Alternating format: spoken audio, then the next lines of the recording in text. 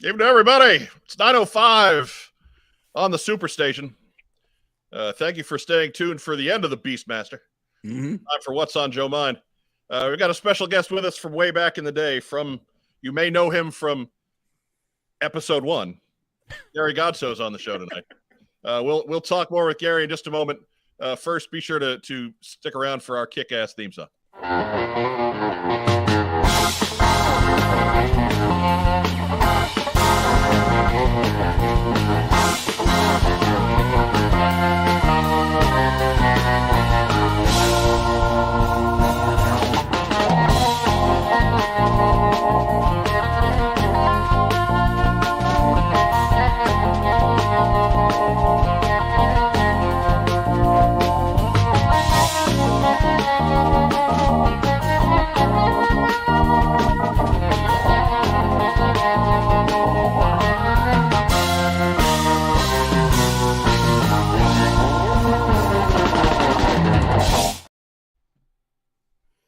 Good evening, everybody. Welcome to What's on Joe Mind. We are a fan cast about the world of G.I. Joe.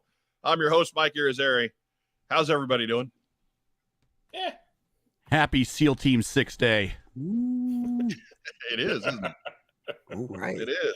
I saw it referred to as there was a picture of Bin Laden with a happy shot in the face day. Which was like, wow, that's in poor taste, but kind of funny. Yeah. Can't argue with being funny on that one. Anyway, Happy sucks to be him day.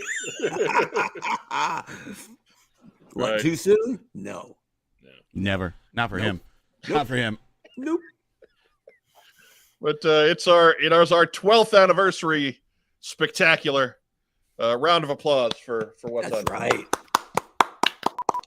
We're not that proud. Gary is bleeping it up because bleeping, of course, is being funny. I got to figure out how to get the quick button like that. That's the one thing that StreamYard's not great about. I don't have a quick sound effect button. We can talk after. We can talk after. The Right. one thing? No, StreamYard look, StreamYard is pretty good, okay? Fair enough. StreamYard is It gave us Echo Night. Hey, I got a green screen. Right. You think I'm really at the Speedway? It's a good point. StreamYard is a big part of why we do a show every week. So Yeah, believe me, it's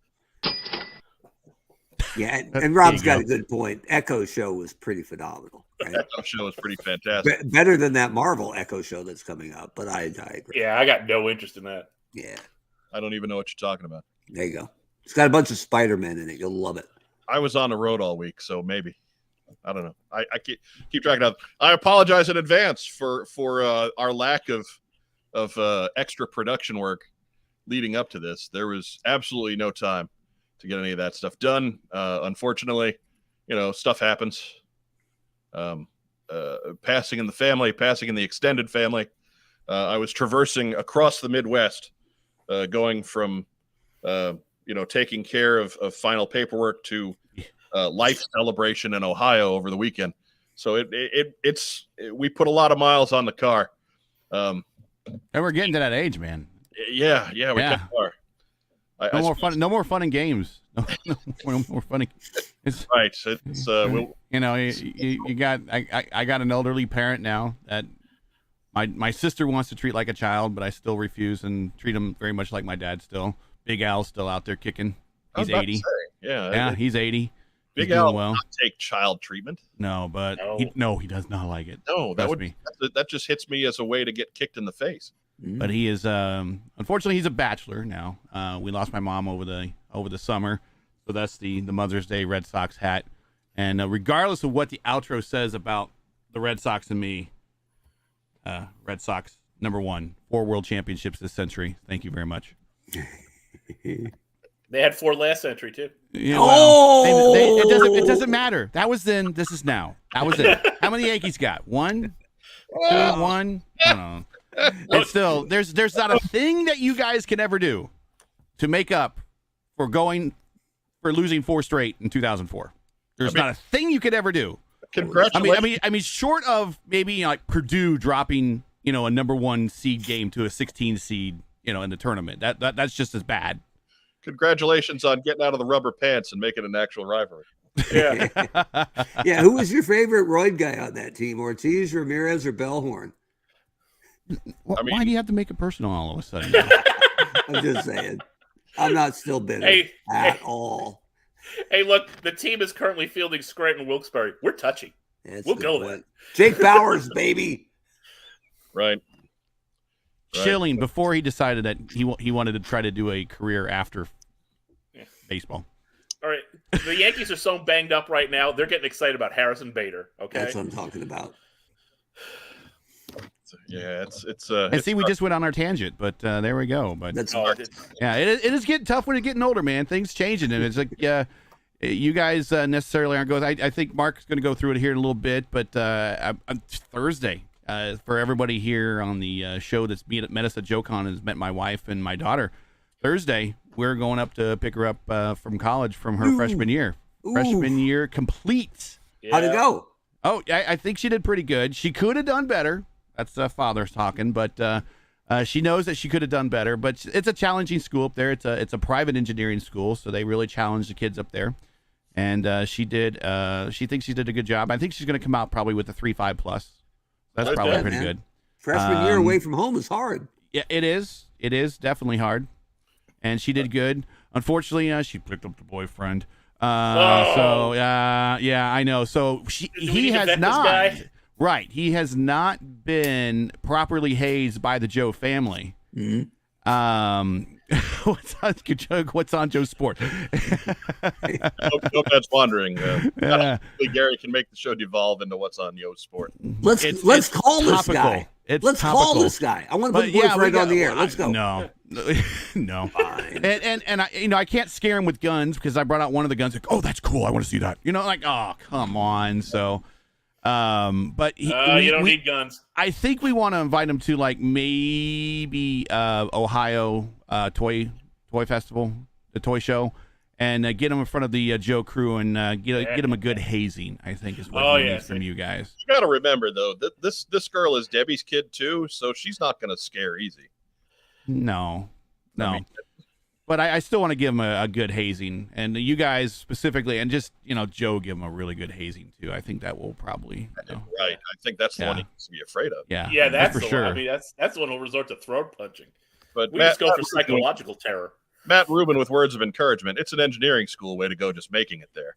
Yeah, right there. I mean, 3.5. God forbid we get a 3.5 GPA.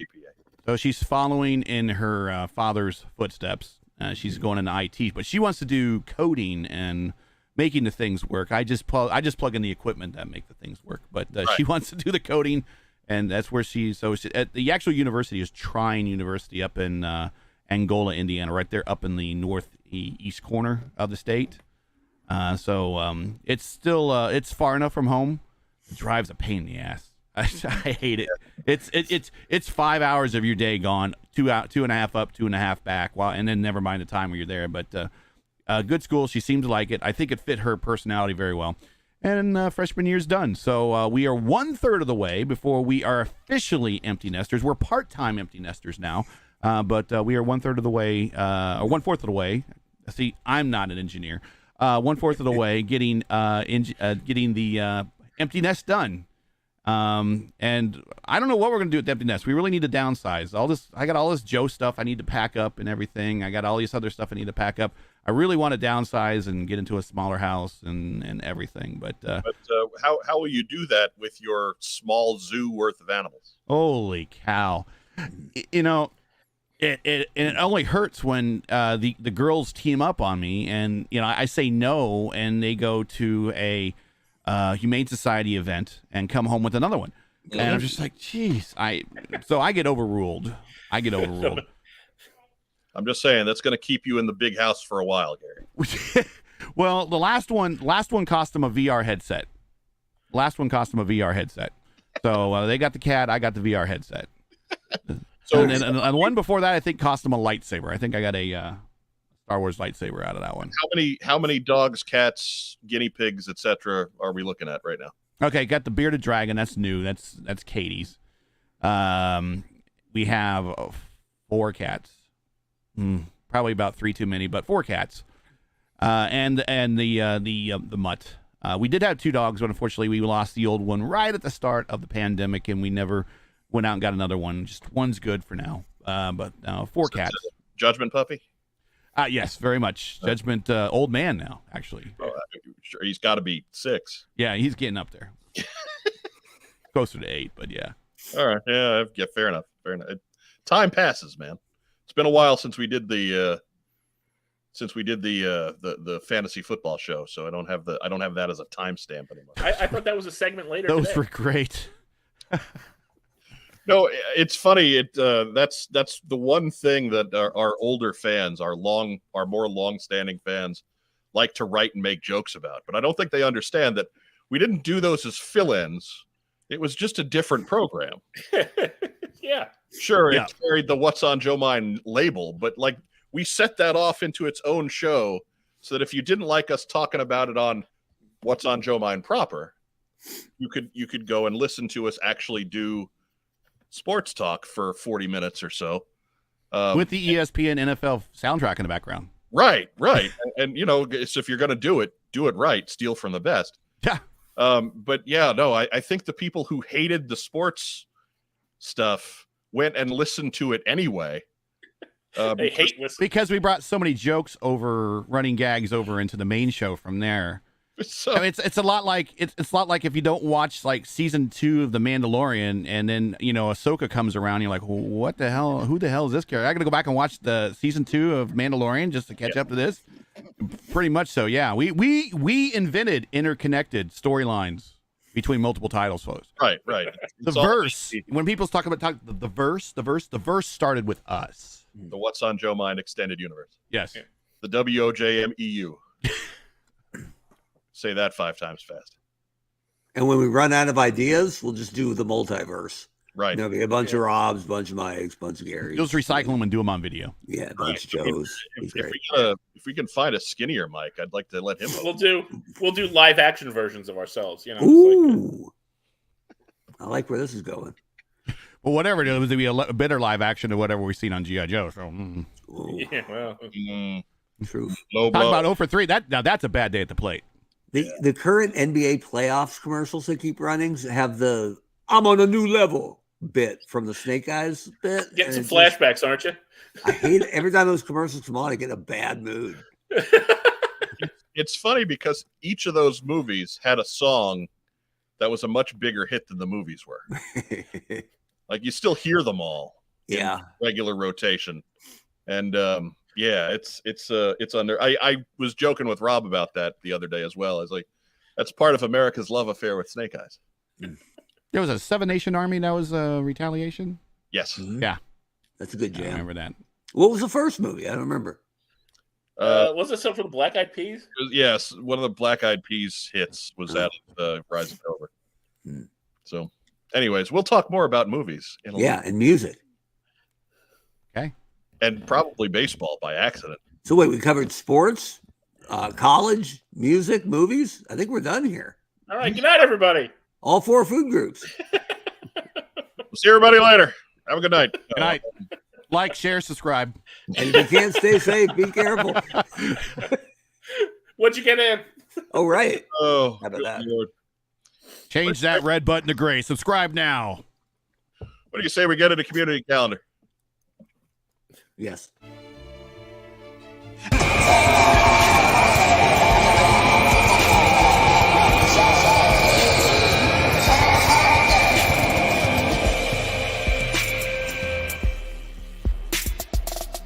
I think I went back in time. Wow. Yeah.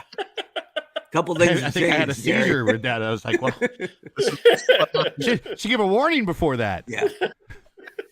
I hope you don't think we did that just special for you, Gary. No, it's he's not sure which one's popping up when he way does too that, much so. work if you did that special for me. Right. our proud tradition of letting the fans do our content carries over. That is absorbed. He's in the live chat tonight, so he's done 7 or 8 of those for us. There's a couple of them that I don't have on buttons yet because I haven't worn these out yet. We go bad Shroomin every Tuesday. Let me tell you. Figure 6-pack chiming in with Boom Boom Pow is the name of the song from Blackout. Yeah, of course it was. So Yes. One of those deep Black Eyed Peas songs with a lot of meaning. Right. Yeah. Right. Multiverse, what's on Joe Mind? Which Earth is what's on Joe Mind on location? Earth 316, 469, or 666? No, baby, it's the 317. That's right. Oh, That's right. right. 317. 3-1 sizzle. Yeah, right there. Cough. Right there. That's our guy right there. Absorb it. That's He's what Victory we like Lap. to call the design department. Mhm. Yeah, he is. He is in charge of intro production. And olive-shaped avatars. His unofficial official title. I have working on another special project. I don't know if we've made any headway on that or not, but whatever. We'll hopefully we'll get more stuff later. Anyways, first up, hey, it's time for Toy Man. It's coming up this Sunday, May 7th, from 9 to 2, $5 admission. $15 gets you in the door an hour early. That is in the Machinist Hall in Bridgeton, just to the northwest of glorious St. Louis, Missouri.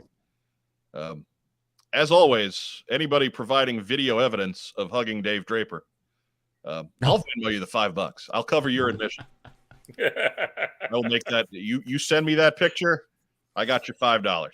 Maybe they want a Slaughter's Marauders barbecue. Yes, they do. Those things are rare. People are snapping them up, buying multiples. I think we can pair that up with a movie Snake Eyes. There we go. I think we got a couple of the dregs left in the prize barrel. Courtesy of Kokomo Toys and Mark Weber. Mm-hmm. But you can't beat Toy Man, as I say every time it comes up, which is often because they do so many of these. But it's 2 stories packed full of toy dealers. It is the world's best, largest garage sale of toys. You got stuff going all the way back to the 20s and 30s with the tin trucks, all the way up through the modern stuff from today. It's half toy show, half museum. If you're anywhere close to St. Louis, get yourself out to Toy Man. And again, you get me a picture of yourself hugging Dave Draper. I got your $5. Mm-hmm. First come, first serve. Did they get more if they get video? You know what? I'm gonna call it just paying their admission. That's enough. Yeah. Maybe I'll pay Dave's admission too. Not that early bird stuff, though. We're not made of money. Yeah. Yeah. Don't be greedy. You're getting a hug. Yeah, $5. $5. I've thrown. Come on. Now we could do. Someone do a super chat for 15, so they can pay for an early bird. Come on. Come on. And while you're at it, like and share. Do this. Come on. We got our coffee link down below. If you got a couple bucks laying around every month, that's a good way to spend it. The check is made out to the Beatles. If you want to give Ringo less, that's up to you.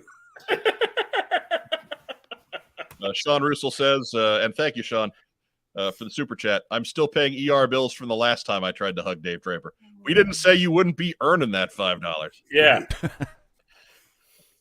Nick Adams, hugging with or without baby oil? With. Probably With. without. With. But I'll pay.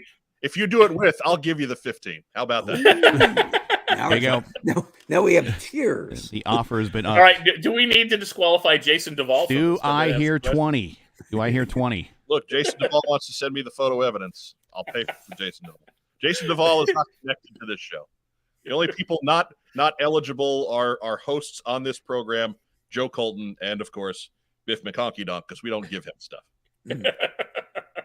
George Fidusco. My apologies, George. My man George. Great to see Gary on What's on Joe Mind again. Congratulations on 12 years. Here's to another 12. Oh my God. Let's hope I got something better to do by then. Now he's got all the inside scoops from Lucas. Right. Turd Ferguson says, hey guys, I managed to pry myself away from working on my brand new USS Flag. Brag. To watch your stream. Right. You're welcome. We appreciate that, Turd. Kudos on the purchase. That's always fun. I wish I had a place to put a flag. I don't know if I would want one if I had the space, but we'll cross that bridge when we come to it. That's a landmark purchase. Is that a grail? Is that a grail? One of your grails? I think that qualifies as a grail. That's good. I think I should. Grail. It should. Like A grail, yeah. Yeah, like if that's it by default, that's a grail, isn't it? Well, and it depends on what he means by brand new. Like if he actually just cracked the box, I mean, that's pretty ridiculous. Eric escapes from like the crypt there in Indiana Jones. Right? Well, what you do? It smells like mid '80s Providence.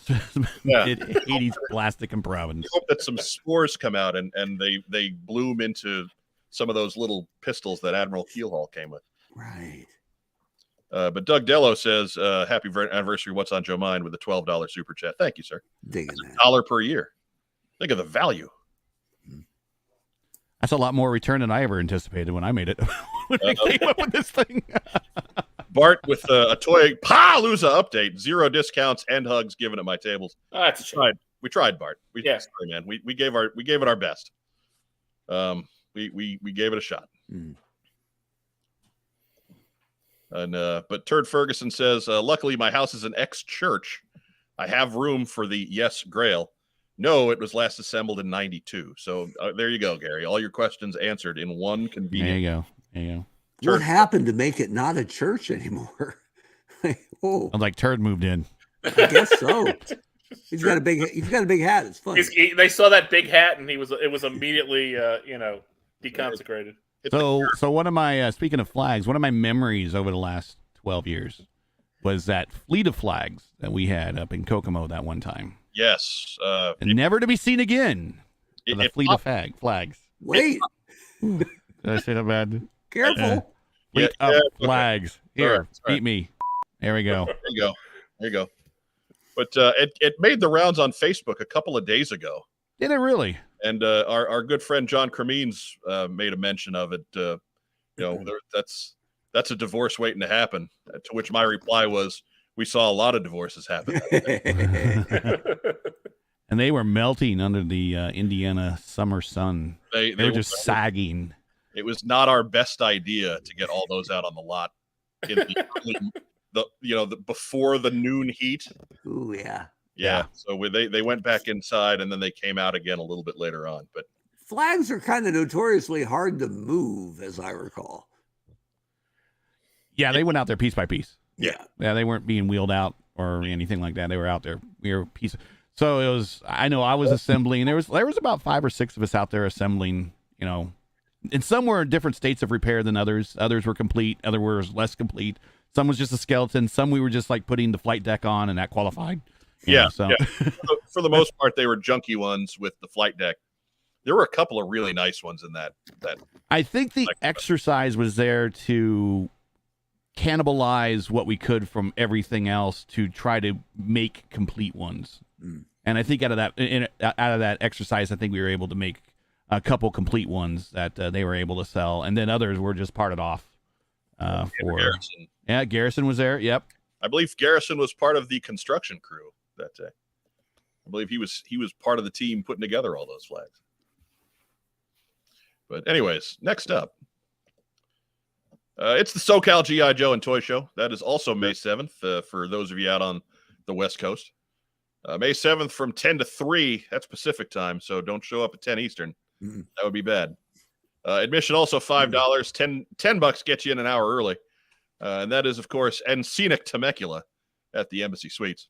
Temecula. They are Temecula. Temecula. It's Hey. Temecula. Hey, Mark.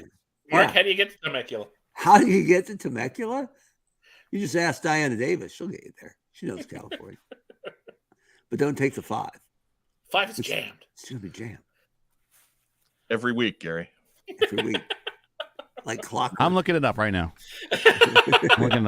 No, we looked it up last week to see what kind of roadie that would be from Rhode Island to Temecula. Yeah. Yeah. Kind of painful. Okay, that's It's just down the road from some wineries. So Yeah, so I slow down the pace once I come out of the wineries. southwest of Safety LA. first. Okay. Just north of San Diego. So, anyways, they are doing a classified Dana figure. A lot of work put in on a full 8-inch size October Guard figure. They've got a custom box cover for it with art by Jamie Sullivan. It's got a file card on the back, which is a nice, some might consider that a groundbreaking step for classified figures. Were they crazy? Putting a file card on the box? Weird, I know. Like, that'll never catch on. Wackos. What the hell? But Diana says we take the 101 to the 120 to the 19p. So there you go. Make sure you don't take off on the 120. You got to go to that. Take that to the 19. Right. If you just get off the 120, you end up in Marina Del Rey. Right. Or Rancho Cucamonga. Nobody wants to wind up in Marina Del Rey. Don't go to Sandy Shores. You know how you get to Hollywood, boys? You just take Fountain. Practice. Right. I know my way around L.A. from Gran Turismo, or not Gran Turismo, but the Grand Theft Auto. That's how I know my way around. Me and a guy from McFarland Toys got turned around at night in New York City, and he was able to get us home from playing video games. I'm like, and they said you were wasting time. Do you know there's a movie for Gran Turismo coming out now? I saw the trailer today. Yeah. Ugh. It'll be better than G.I. Joe, I guarantee it. Well, I mean, a low bar, but Yeah. cool. Nobody wants a new Firefly movie or anything, but that's fine. Nope. Hey, I think they're going to make another Fast and the Furious movie too. It's going to be great. I mean, more. That's. We have to get more popular actors into a movie where they're driving cars and not doing anything else. But it's really about one thing. I think we saw the last trailer, and my wife leans over to me and goes, "How many is that now?" I don't know. Too many. No clue. Well, it's 10 plus a couple of spin-offs, yeah. I think so. My favorite is still that Fast and the Furious 3, because it's easily it's a bad movie series, and that's the worst of them all. And I have managed to get it to catch on in my group of friends around here that if you're sick to your stomach and your third bowel movement of the day is the Tokyo Drift. There you go. So that's what that is. You say, ooh, I'm sorry, that is good code. Those wings last night. I'm working the Tokyo Drift. I had a job where that got adopted as code. I mean, it's good stuff. I'm proud of that to this day. It's about family. Family. That's what it's about. Not about screenwriting. You gotta sound dumber than Stallone when you say family. Especially not with a writer strike on. Right. How will they make more with no writers? Easy. Just get some third graders with some chat Hot Wheels AI and film it. And there you go. Chat GP, whatever. Yeah. Couple of 70-year-olds with those press pen things where you pull the screen up to clean it. They'll get it done. Also, storyboarding it out on some Hot Wheels jump ramps. Right. Now that would be awesome. Look, I'd do that job. Yeah. So that I'm not making fun of that, not for a minute. Hey, by the way, not to pull it back on topic, kicking and screaming, but good on the SoCal G.I. Joe show for reaching out to Jamie Sullivan, who does great work, and it makes this item just chef's kiss. Yeah, look, SoCal G.I. Joe show does great work. Period. This is I think the third time they've done classified. There was a monkey wrench in there, and I forget who the other one was, but they really do good work. It reminds me of the old CoilCon days when we would put together the exclusive stuff. So this is the show that I think carries on that spirit the best. Just a bunch of folks putting stuff together in the garage. I think it was Monkey Wrench, now Dana, and Effects. Starduster. I'm pretty sure it was Effects. Starduster was the Effects. Yeah, that's what I said. Not Effects. Pretty sure. No. Well, I want Effects. All right. Well, you go ahead and you. No, they're saving all those parts for when they could get a guy with a helmet gun. DOS Effects. You petition the guys at the SoCal Joe show for that. All right, I'm on it.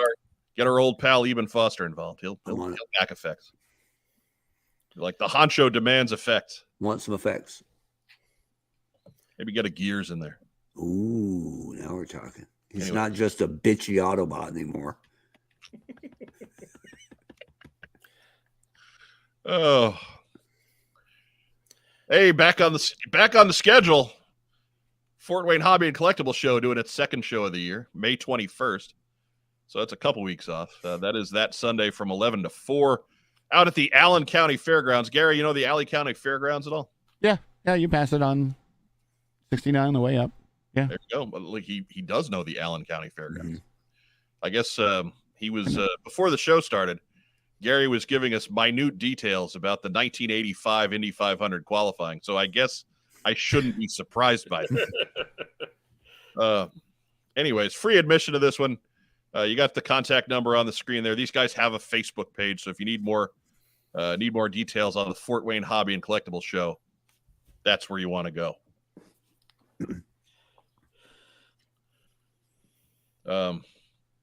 Why is free admission in quotes? Because it's free admission. Turd Ferguson wonders, a helmet gun, is that a gun that shoots helmets? Yes. That's not the worst idea I've ever heard. I mean, really, whatever. Big Brooch Posey side helmets. Right. Helmets are hard. They would hurt. There was an event on, and I didn't play it because I'm an EverQuest guy because I'm rock solid, but there was an event on World of Warcraft years ago for a weekend where you could throw around throwing Mr. T shaped grenades at other players. And if you hit them, you turned their head into Mr. T.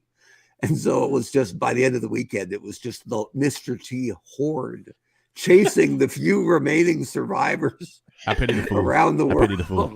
So cool. It's some sort of post-apocalyptic zombie movie. So cool. Except with Mr. T. It's such a good idea. Second only to, I think you can find it on YouTube, a Skyrim mod where they changed all the dragons' heads to Macho Man Randy Savage. Oh, yeah, I remember that one. And changed all their roars into actual Savage quotes. Right. So you bust out on the balcony and a big dragon would swoop in and go, "Step into a Slim Jim."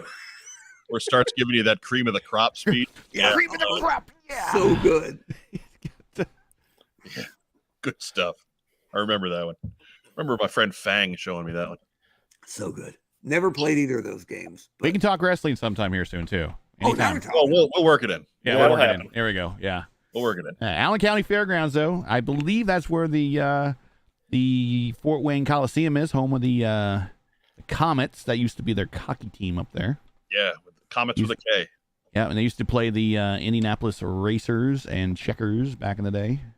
I think they even hung around long enough to play the ice. Maybe the ice, yeah. I mean, the ice. Comets with a K? Comets with a K, yes. Yep. Like Cars for Kids? Correct. Yes. Oh, yes. Okay. I ain't judging. Diana Davis. They were a little known affiliate of the Fort Wayne Communist Party. So it was strange. But they got a lot of good Russian recruits. Stop talking. Diana Davis met Mr. T once. He was buying furniture. Nice guy. So I've heard.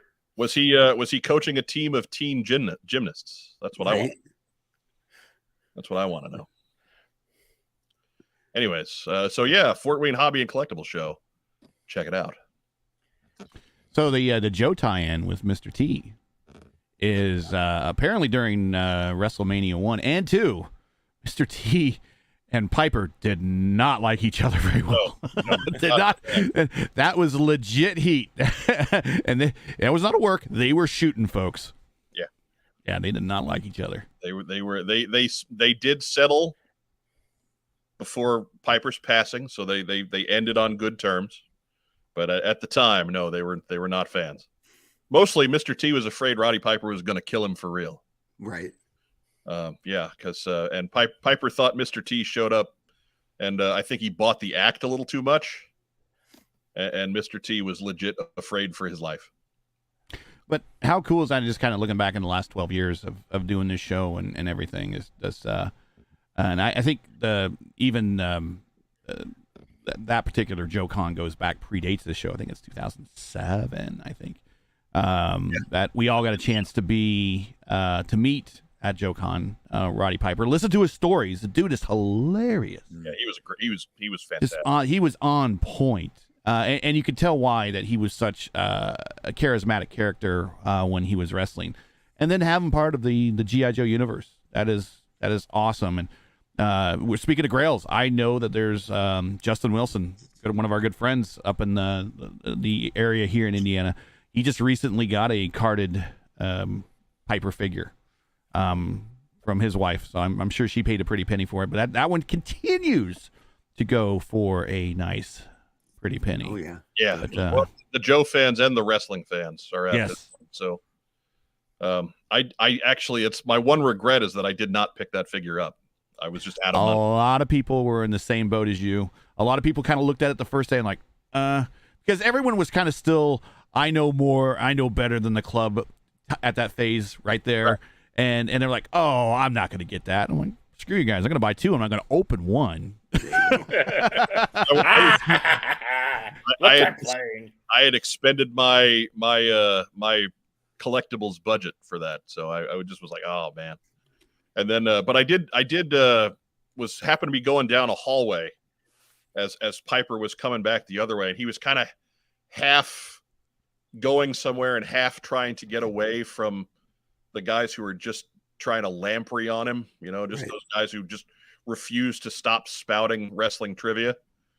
And I just said to him as he's passing by, looking good, Hot Rod. Gave him the high five, and he just kept going in step. He's like, yeah. Thanks. There you go. Yeah. All right, man. I had my moment with Roddy Piper, and look, I didn't even have to debase myself to do it. I think debase. Oh, there you go. That's a different guy. Yeah. Debase yourself. I think after WrestleMania, John Cena absolutely needs to be a G.I. Joe now. 100%. Right. Oh, that shirt's awesome too. Mm-hmm. Speaking of file cards.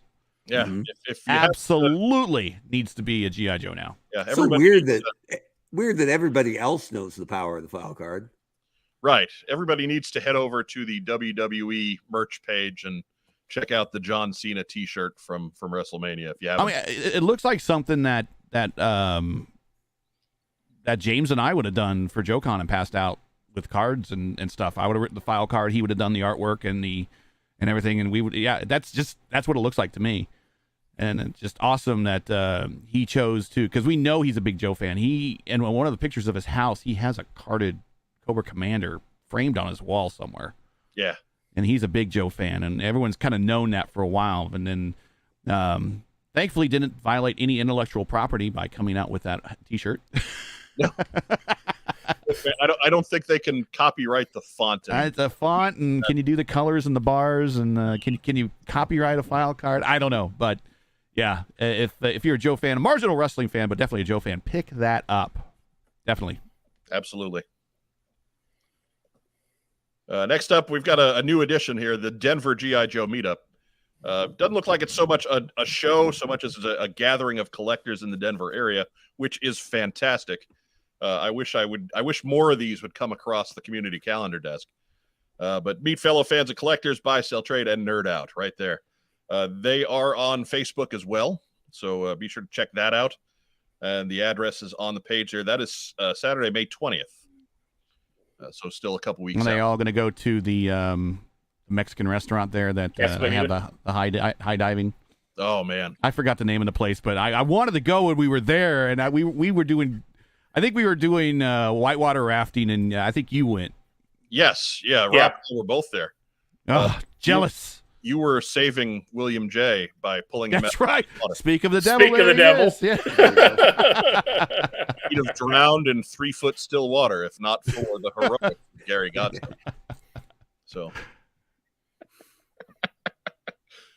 sorry there, Guillermo. Sorry about that one. I saved him. I saved him then, so he could be here today. That's right. Yes, he could be here to celebrate with us now. But anyways, yeah. So if you're around Denver, good chance to get out and meet your fellow Joe fans. It's how Gary and I know one another. Is going to some local meetup. Yep. At Jay Hunger's house years and years and years ago. Yep. Shout out to Jay.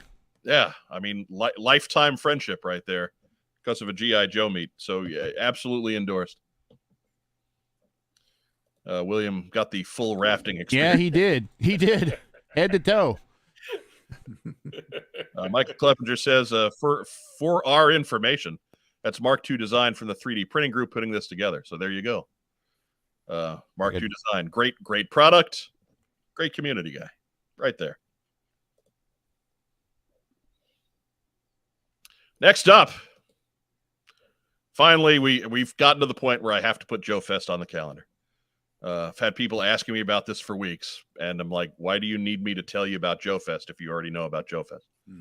So, anyways, the Augusta Toy and Comic Con, aka Joe Fest, which is about 40% of the show. It's there. It's happening. It's Augusta, Georgia. Your mileage may vary from June 9th to 11th. Larry Hamill will be there. Other guests include Brian and Robert Atkins, Chad Bowers, Lisa Raggio, Adam Riches, Sergeant Slaughter, Keone Young, and many more of your favorite guest vendors and toy makers from other walks of comic life as well. So there you go. That seems to be the one everybody has circled on their calendar. I know Brian's trying to get there. He's got a GoFundMe or something set up for it to help pay for his expenses. So be sure to check that out on his page. But yeah, I don't think I'm making it this year. It's a little too far off, a little too much expense. So I'm probably not making it to Joe Fest this time around. Bart will be there offering hugs again. There we go. All right. So be sure to check that out and get yourself a hug from Bart. Getting back on that horse. We are not paying admission for pictures of Bart. That is not happening. Yeah. Nick Adams will also be there, regaling the crowd with tales of Superhead. That's right. So that right there makes me sad that I will be missing Joe Fest. I need to hear live tales of Superhead.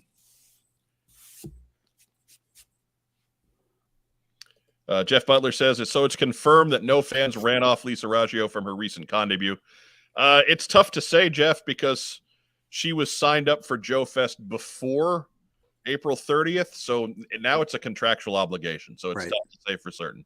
But if she shows up in riot gear, right, then we'll know. Or a gas know mask. April 30th went. Yeah. We're not going to know until the weekend of the 9th to the 11th. That's fair. Yeah, that's fair. So that's we'll throw that caveat out there. I don't think so, but we can't say for certain. Gary, you remember Nick Adams, right? I want to say yes. He's the guy who sent us the flags. Oh, yes. I got the flag right behind the green screen, as a matter of fact. There you go. There you are, Nick Adams. Gary Godsoe remembers. Gary Godsoe has a bigger framing budget than I do. I got to get that in a frame. Now that I got a couple of bucks, I need to get that taken care of. Yeah. So catch you folks up if you don't know what we're talking about. He sent us some flags that were flown in Afghanistan, and got certificates. Flew them home on a C-130, I think, and sent them our way. One of my more treasured. We didn't get very many gifts from the community, but that ranks as probably one of the more treasured gifts. Absolutely. That I ever received from somebody. That's awesome. Yeah. It is. It's top of the list there. I mean, that's special. When you're making a difference to people doing that dangerous of a job, that's. I words fail. Supposedly, I saved a life or two out there. I don't know if that's true. I don't know if that's true. That is the urban legend. Is yes.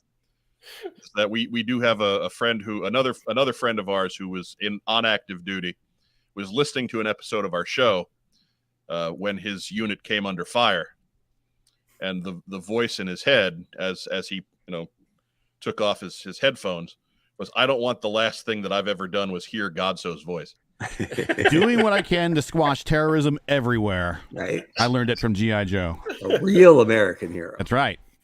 So that was a great JoeCon story right there. Motivating soldiers everywhere. Right. Please don't let the last voice I hear be Gary Godsoe. God, I know. All those brave American soldiers fighting to preserve what's on Joe's mind and also democracy.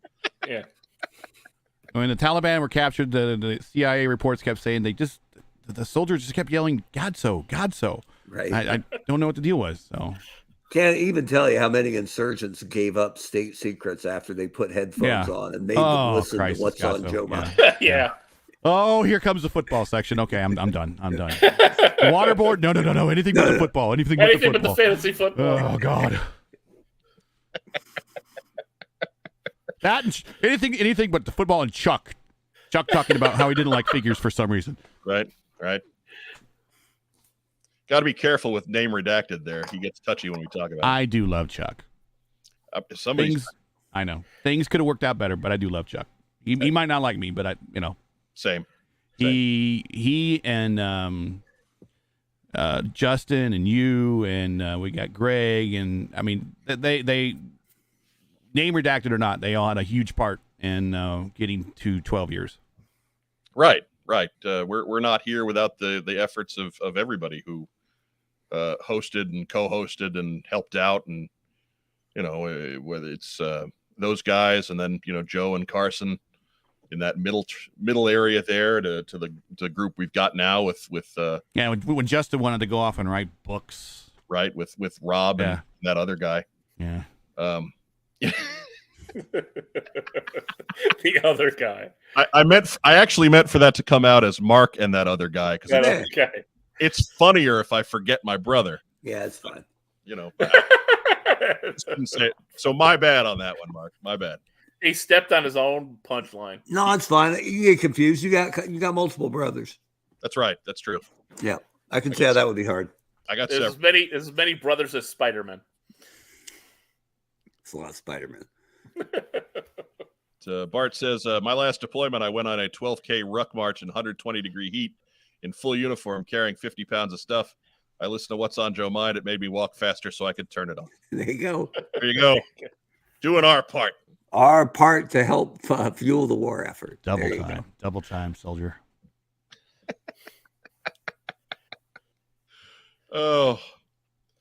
Torpedo Mike says, nothing tops a former host on Ladies Night episode. Oh, God, that was a good time. Great memories, especially you singing the Love Boat. Right.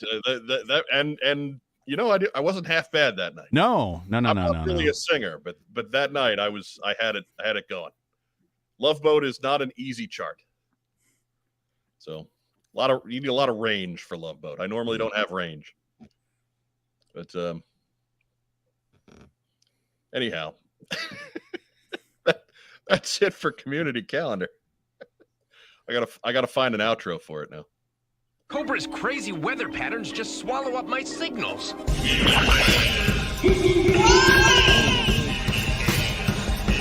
Shipless layout. Shipless layout.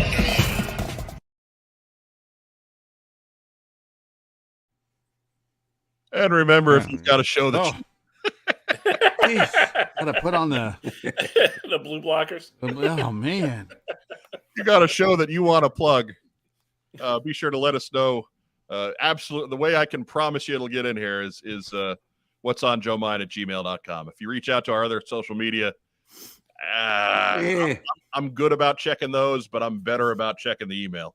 So when we have a week like this, I haven't been on social media a whole lot, as you guys have surely been able to tell, but I've been on top of the emails.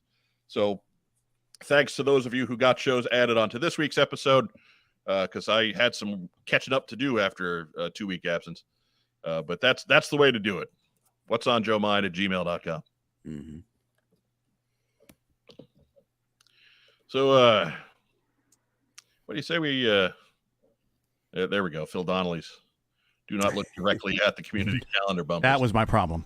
I recommend taking a piece of black construction paper and poking a pinhole in it and then looking. I love them. I love every one of them. Because really, the more of those he sends in, the less I got to do. He could send in what obviously AbsorbVids puts a lot of work into those, but I'm just saying he could send in a picture of a plant growing, and I would probably put that in there too. Hey man, it's 100 Floors of Terror. They ain't all going to be winners.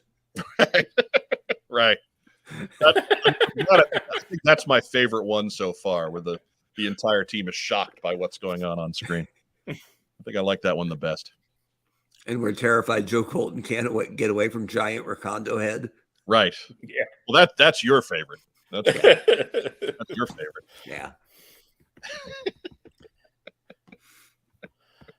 Oh my God. It's time for the news.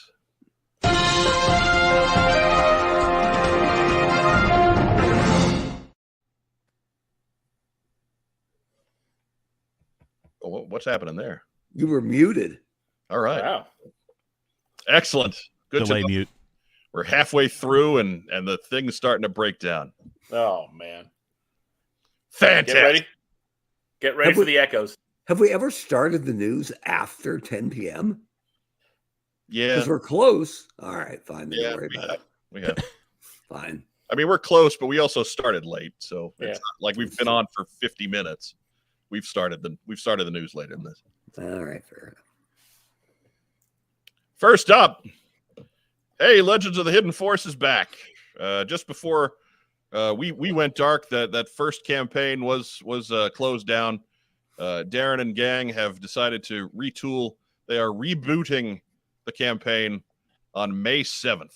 They will be live streaming from one of the show. I believe they're at the SoCal show, and I think they're live streaming from there to coincide with the launch of the campaign. Hopefully, we'll be back with Darren to chat about it some more and figure out what's going on with the new campaign. But apparently, it is being retooled, and they've listened to what people were most excited for, and they're hoping to make those particular items a bit more accessible. So be sure to keep an eye out. Head over to Kickstarter, look up Legend of the Hidden Force, and get yourself signed up for when the new campaign begins. As long as cool, badass, blue gradient, evil ninja guy is in there, I am there, dude. That guy's awesome. Hey, real quick, I see in chat when came up with what's on Joe Mind Memory. That's a classic. There it is. There we the go. John Chu interview. So yeah, you got to go back and listen to that. This is all Justin. Justin set this up, and he tells me in an IM, I'm working on something. I might have Chu. Can you, we're delaying. We're not live. We acted like we were live, but we were just recording, right? I mean, it's enough of a coincidence that we're recording, and he's just able to pull him in. Yeah, and a name that we already talked about tonight said, "Is that the real John Chu?" It's like, no. I think someone came back with a smart ass answer, like, no, it's a fake, and it was him. It was premiere night of Retaliation, and he was actually watching the numbers from the early returns coming in while he was talking with us on that interview. And that was great to get a chance to talk with him. And he's gone on to do some other huge projects that have got him on the map in Hollywood, and so he's gone on to do much better things. Thank God. Retaliation was his high water mark. But anyways, it was great talking with him, and that whole interview was I will never forget it. But that was Justin setting it up, and yeah. Can you remember anything else from that, Mike? Do I remember anything else from that? That's one of my highlights. When basically we were asking about the third movie, which at the time he was still signed up to do with The Rock. And I asked him, when we could put on our calendars so that we could delay it. Delay for 3D. For 3D. Right. Right. And so I stuck John Chu about stuff that was beyond his control on his interview. And everybody, like the other interviewers, and there were a lot of us that day because it was the four of us normal hosts. Craig was there. Craig from Australia, yeah, I remember he was on that one. Was in, and somebody else was in too, and we're everybody's doing like we're doing the real uneasy laugh, like, oh my God, Mike just made him hang up, and so yeah, it's of course it's in that interview. If you want the short version, you can go listen to Special Edition 69, which was just our greatest hits episode. But yeah, that was fun. That's what I remember the most is sassing off to John Chu on the night of the day after, perhaps like his biggest opening to date. Yeah. And interesting enough, statistically, I've learned some stats of some of the actors that were in that, and I believe that was the largest opening for a single movie up to that point for Bruce Willis? Bruce Willis, yes, that's it. It was his largest opening to date, and you think about it, G.I. Joe Retaliation was his large. It didn't do bad. I mean, he did. I mean, that was his largest opening to date to that point. I'm pretty sure it's been beat by now by him. And of course the Rock. I mean, that's just on the tip of the Rock going, mega stardom right there. So Right. for the negatives of Retaliation, there's a lot of positives there. And talking with John Chu was awesome. Ranks easily maybe number 1 and number 2 in terms of the interviews we've done. Richardson was probably number 2. He's in the top 3, especially the way he compared himself to The Rock. Right. He started off throwing fastballs. So. Yeah. Oh God, and they were heaters too. And the voice actor for Duke, Michael Bell. Michael Bell. The He was doing some off-color jokes in pre-show, and I'm like, I can't believe I'm talking to Duke. Yeah, and right. He's working blue. He was working Right. very blue. We have had a number of great interviews over the years, so I recommend that everybody go back into our audio catacombs on Podbean. Even if you're just a YouTube viewer, you do the Tuesday night live stream. Go back and check out some of those old interviews. There's a lot of information there. We talked to everybody from animation to movies to the comics just all over the map on this stuff. So we've done lots of great interviews in 12 years. I wish we had more time to do it now. Unfortunately it's my schedule that holds that up. So if you gotta bring in crap, Mark knows a ton of people we could talk to. Rob knows a ton of people we could talk to. I got like 2 free days a week, so it's my bad. Right. It was Michael Bell cursing out his computer as Gary tries to talk him through tech support. Was Yay. an off-air highlight. Yes. But Continue the news. right. Next news item. All right. Back to the world of toys. Mattel and Hasbro have entered a mutual licensing agreement. This basically means that Hasbro characters will show up on some Mattel products and Mattel characters will show up on some Hasbro products. Confirmed in the pipeline are Barbie Monopoly for later this year, Transformers Uno, and Transformers Hot Wheels for 2024. I don't understand Transformers Hot Wheels because it's just more Transformers that don't transform, but okay. Mhm. So that's great. It's not really a huge deal for us at the moment, but I'm sure this will be something more interesting for us as Joe fans, specifically somewhere down the line. Yeah, alternative headline: Hasbro finds someone to make toys for them. Right. Ooh.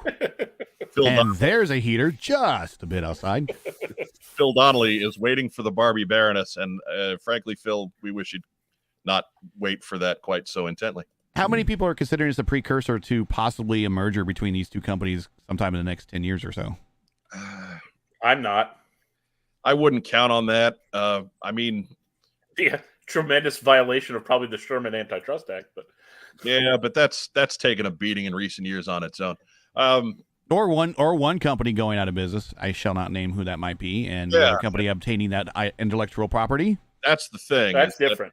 Mattel has towed that line. Not so much right now, but in recent years, certainly. So I think if something along a merger were to happen, that would be the reason.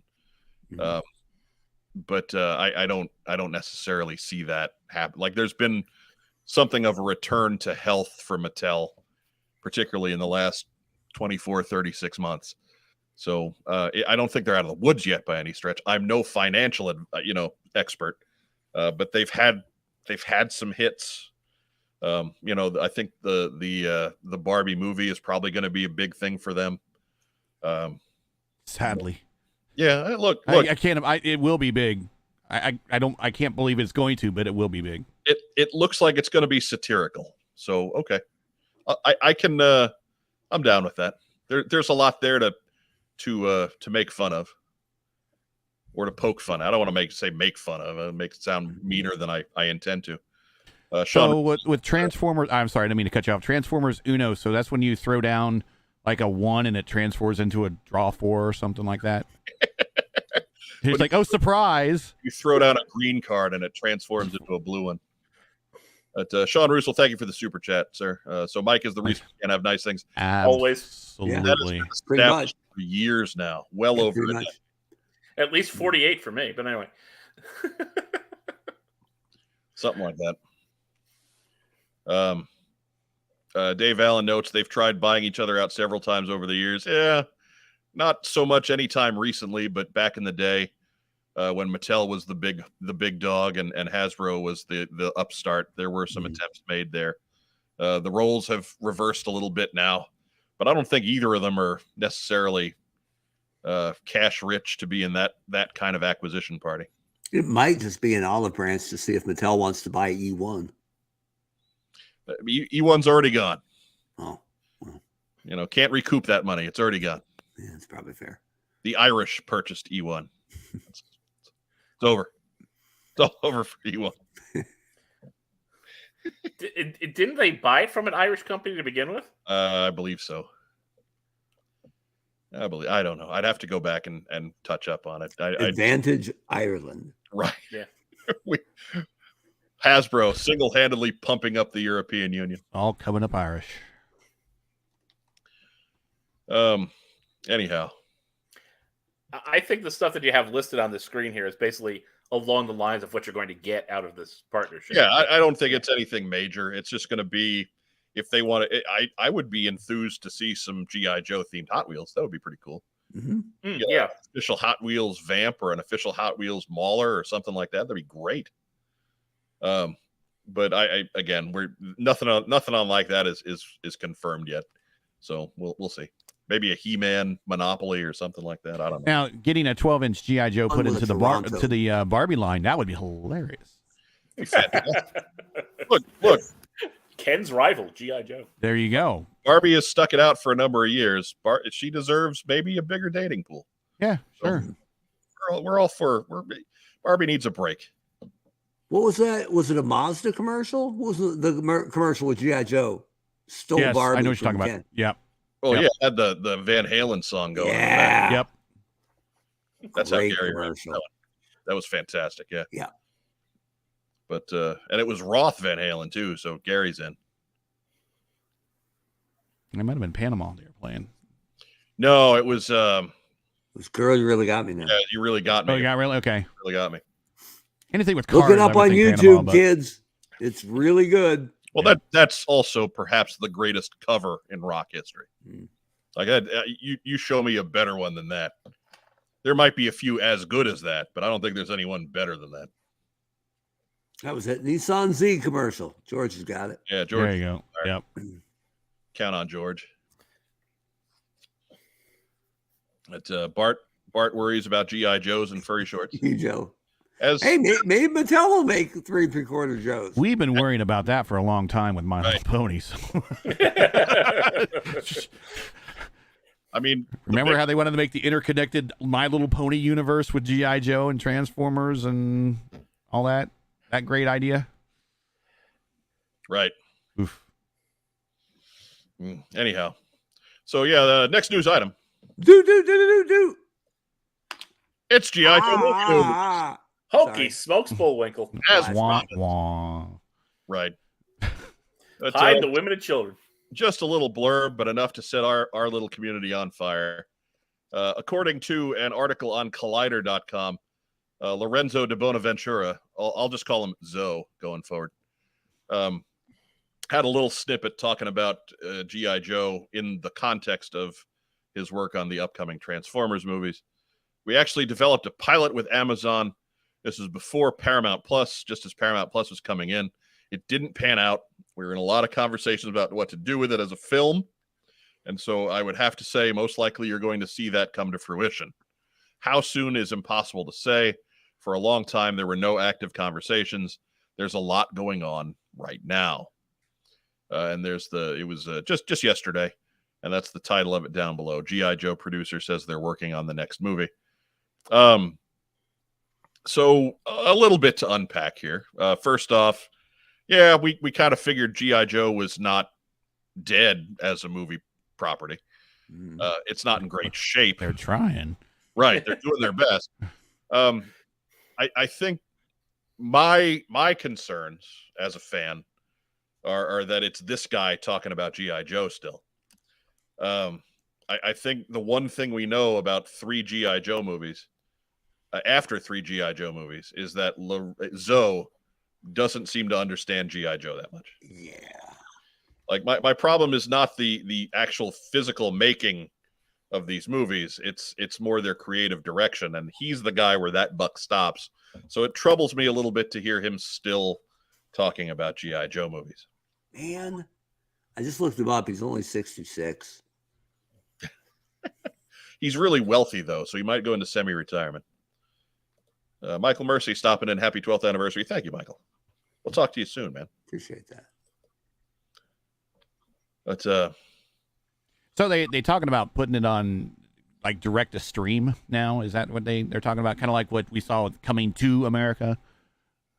maybe the theaters. I don't know if we can pull that much out of it. I mean, G.I. Joe is going to be a movie regardless, with big set pieces and lots of explosions. So I have a feeling they would not make that a streaming exclusive. But again, I don't know anything for certain. This is just me with what little I know about. You do a lot with the green screen now. I mean, that's true. You mean you're not sitting live in turn 1? Fooled you all. Of the Indy 500? That Fooled you amazing. all. I thought they were running their weekly Tuesday night race. Yeah, Indianapolis Motor Speedway has lights. But another super chat from Sean Russell. He's got a feeling this is going to be a good one. Why? Hope springs eternal. Law of averages. He's hoping that 1 for 4 day to come at the plate. You know, oh great, 1 for 4. Right. 250. They're gonna rethink Snake Eyes, and now he's gonna be a wisecracking ne'er-do-well who likes to make sound effects like Police Academy. It's gonna be great. He can make those fart sounds with his hand real easy. That's what he can. With his armpit. You can tell it's coming. No, anybody could do armpits. Hands, that's where it's at. If they did do a direct to stream like on Amazon, I mean, it would at least make it convenient that, you know, if you enjoyed watching this film, maybe you would like to buy these products, and getting the products out in front of people. But that's the big thing, is you're driving people. The movies are to drive in to get the toys. And right now, the movies aren't driving anybody to get the toys, because they're like, man, why do I want to buy a toy of a movie that's bad? Yeah, I really my feelings on G.I. Joe as a media property are well known. I think it's a universe that is too big to be contained by a 90-minute movie. You know, I'm all about getting the animated treatment, much like He-Man has done in recent years, like they've tried to do with Transformers, but not quite as well in recent years. I think that's where you get that's where you get your best artistic project. But, you know, whatever, if it creates more fans, I'm all for it. I really have doubts as to this creative team's ability to do that. Yeah, considering they seem to be taking fans out at every opportunity with these 3 movies. So a little bit less every time, right? Anyways, anybody have any parting shots on this one? Yeah, I got that. There's a lot going on right now, so that's like one conversation.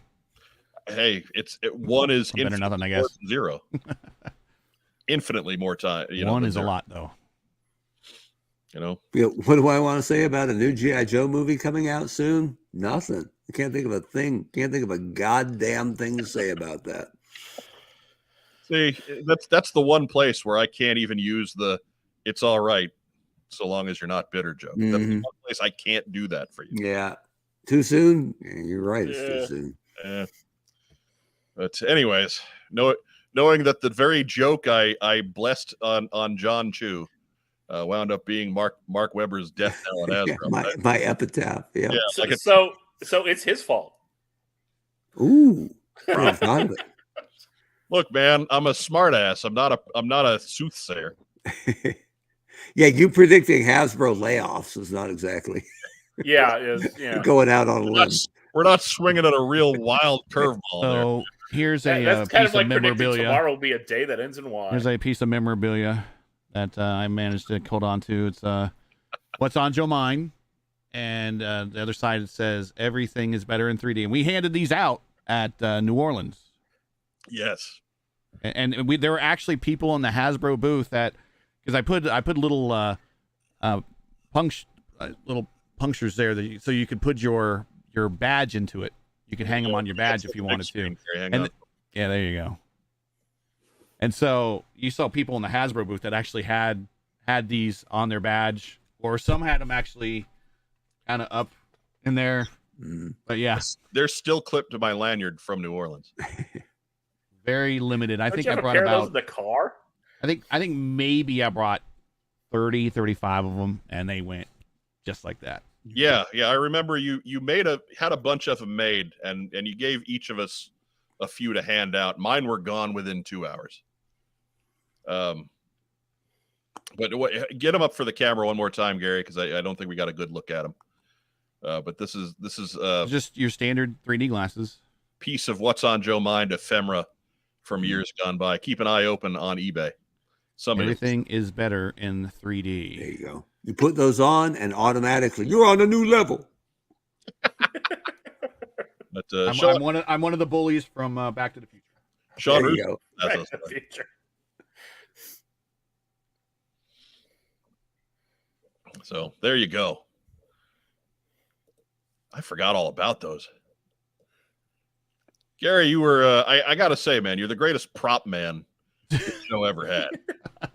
People can argue back and forth about who did what role and all that stuff. And I get lots of unsolicited comparisons because who cares, right? We're not in this to rank our friends. But I gotta say, man, you're the greatest prop man in the history of What's on Joe Mind. We should do that. The definitive friend ranking. I feel like I got a lot done just because I just the ends done. The definitive prop, and I think you showed it on the intro, was the Justin Bell face. Yes, that we had at Colorado. Colorado. Oh yeah, because Justin missed that one. He missed that one, and we all put on the Justin Bell. That was. So the genesis of that is I went to James and I said, back, and then there's a tie in the football, folks, so get over it. Sports ball time. When Indianapolis Colts had their first Monday Night Football game here against Denver, ironically. Yes. It was Halloween night, and everyone, I think it was Indianapolis Star or one of the radio stations, gave out masks of Al Michaels and the Frank crew. Gifford, Dan Deerdorf. Yeah. Sun Devil. Yeah. They put them all on the crew of the play-by-play staff on ABC. And I said, that would be cool if we could have like that with Justin, and we would cut out the eyes and then, just like that. And he printed those up on the fly, and we managed to rig them and everything. And it just from an idea, and he made it happen. His artistic skill made it happen. And we had those come JoeCon, but it was just an idea that all of a sudden that he birthed after I kind of came up with the idea, and then boom, and that's what it was. Postscript to those masks in Indianapolis. If you sat on the upper deck that night, it was not one of the Monday Night Football team. It was a Bob Uecker mask. A popular beer commercial at the Cheap time. seats. He was sitting in the front row because he was row. And then security came and put him in the back row of the stadium. So because that commercial was over so big at the time, if you sat on the back rows of the upper deck that night, you got a Bob Uecker mask. That was excellent stuff. Oh goodness. Oh my God, I love it. Next news item. Showing up on social media the last couple of days, maybe yesterday, I don't know. I can't keep track of this anymore. But an incoming transmission graphic on the various Hasbro Pulse channels. This from Agent Longfellow, which is not a name connected to any of the sales listings that we've seen to this point, but whatever. But maybe it is. Yeah, maybe it's possible because we don't know if that list is comprehensive or not. That would be actually the code name I would give James Kavanaugh. It was actually my nickname in college. Hey. Well, I've noticed on some of those lists that they have some of the code names they've given to upcoming figures are famous authors. Yeah, but Longfellow's not one of them. Not one of the ones that we've seen anyway. But this could be one that they're just holding back. We also don't know if the lists that are out there are comprehensive. Yeah. There could be a Longfellow that just people haven't found yet. It's Chuckles. But anyway. But anyways, Operation Hemingway successful. Detailed schematics for Project Solar Flare en route. Cat's out of the bag, though. Cover blown. Stumbled across something else of interest, however. Something big, image attached. Recommendation, ramp up Operation blah, blah, blah, XXXXX sooner than we thought. More intel to come, end transmission. So, neat stuff here. I'm sure if there's a Operation Hemingway, I'll bet Hemingway, he is on the list of figures. List station. So I'll bet Hemingway is Chuckles. Nomad's Wandering notes that we haven't seen Agent Balzac yet, probably for the better. But excellent. Well done. Well played. So there's a lot to unpack here. Is this that the HISS tank is maybe sooner than anticipated? Or is there perhaps a corresponding G.I. Joe project coming down the chute? Mm-hmm. Or Chris Jericho's coming back. Mark Weber, what do you think of all this? I think it's great. I think this is exactly how you should be feeding out information and teasing the fan base. And this is really, really well done. And that's no curveball, no pun, no nothing. I think this is a really good job. So kudos. And then at the end of it, there was a neat little picture of the upcoming HISS tank. Gary, were you in on the HISS? It's 6-inch. Oh. The only 6-inch figure I went in on, of course, is Snow Job. Not Hannibal? Hannibal. Which I have ordered for you. It's coming. Thank you. Could I interest you in a Slaughter's Marauders barbecue, perhaps? Oh, look at that! Half of the Hannibal two-pack. Did you have to dig that out to have it handy for the night or something? Jesus. No, I just happen to have it handy. God. Yeah, it's a world of... That's a good figure, though. That's But Rob, what do you think of these graphics that we've seen here? Well, like I said, the image included, basically is the HISS tank, of course. So I have a feeling that they're teasing something Joe related on the Joe side. Yeah. Like the date on the HISS tank has always been fall of 2023. I don't think they're going to beat that by too much. Like, I don't think we're getting that fast. Like, maybe August, maybe end of summer. But I really think that it's just I think this is leading forward to revealing a G.I. Joe project, perhaps during Yojo June.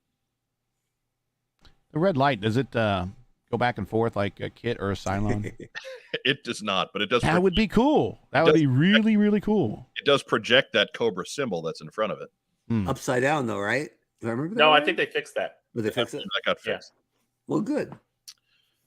Cornelius McGillicuddy wanted to let us know that he's thoroughly enjoying his prize pack. Wanted to thank Weber for picking his Joe Colton baby name suggestion.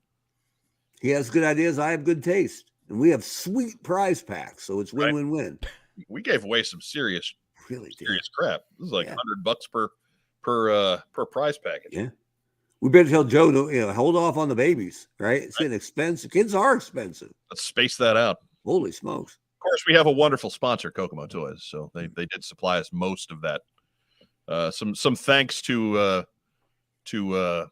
irresponsible spending on my part and some donations from Mr. D. Beish for some of the others. But for the most part, Kokomo Toys. We didn't lift a finger. We didn't spend a dime. Kokomo Toys. Kokomo Toys. Yeah. Kokomo Toys. That's right. So, any last shots on this? I again, our take, upcoming Joe project in the chute. Vamp. That's really the next question there, Mark. What do you think? Vamp. I mean, if it's HasLab, it's Vamp. Rob? That's absolutely what they're doing next. I'm with I Mark don't on this. know that, but it just makes way too much sense. I again, Will it common be the sense. 82 vamp, or is it something new? I think they Gotta be may the 82 update it vamp. a little bit, but just the idea that they can reskin it pretty easy or have add-ons that you can make it a Mark, the Mark II with the missiles, you can turn it into a Stinger, you can make a cooler version of it. It's just, Vamp. Keep forgetting that is a Lamborghini concept Jeep. Yes. Slick. I would say if we're looking for a dark horse plan B, beefed up armadillo. Would he still have Storm Shadow's arms though? He would. And a big beefy arm coming out of the back of his neck there. Yes, like a big Trogdor.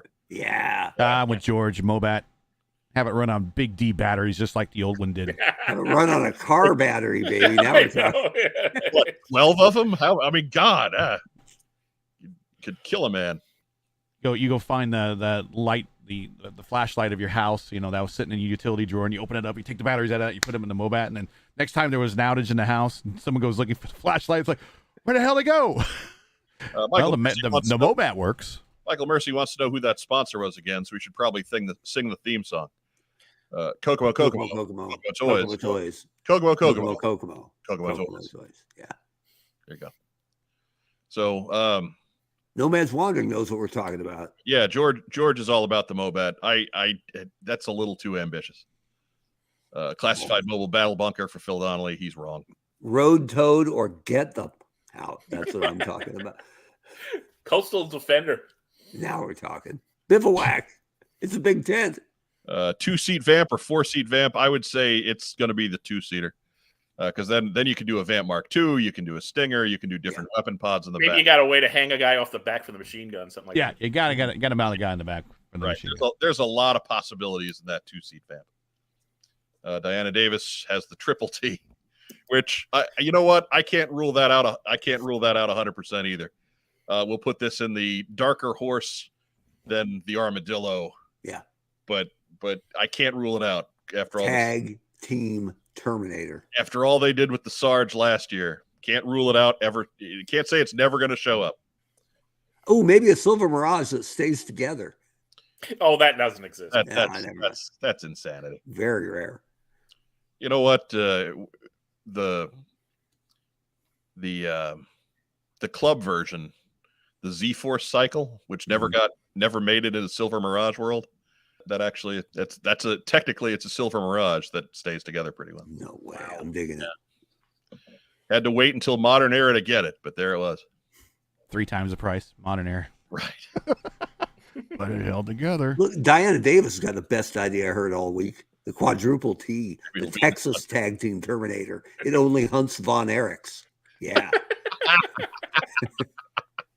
Not very many of them left to hunt. Right, they're hard to find. Oh, you know what? That Quadruple T is doing its job. That Quadruple T is on fire. Oh man, I think there's 3 now, and only one's a real Von Erich. Man. Oh man, that's wrong.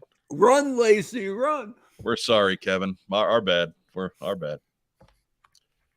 Okay. So next news item. Do.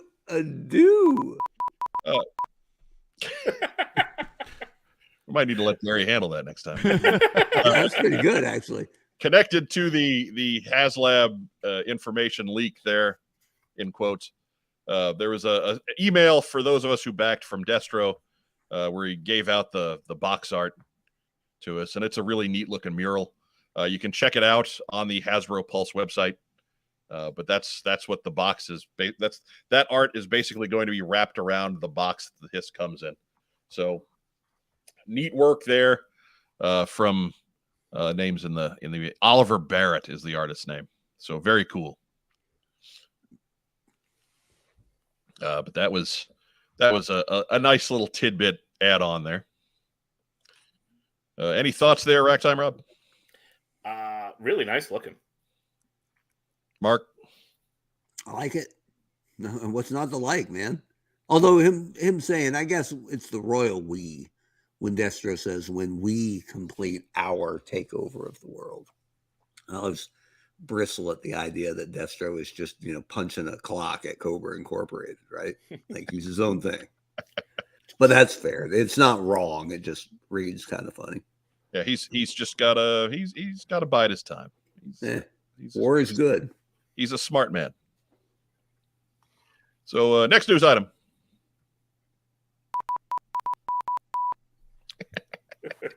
There we go. Yeah. That's actually the last news item.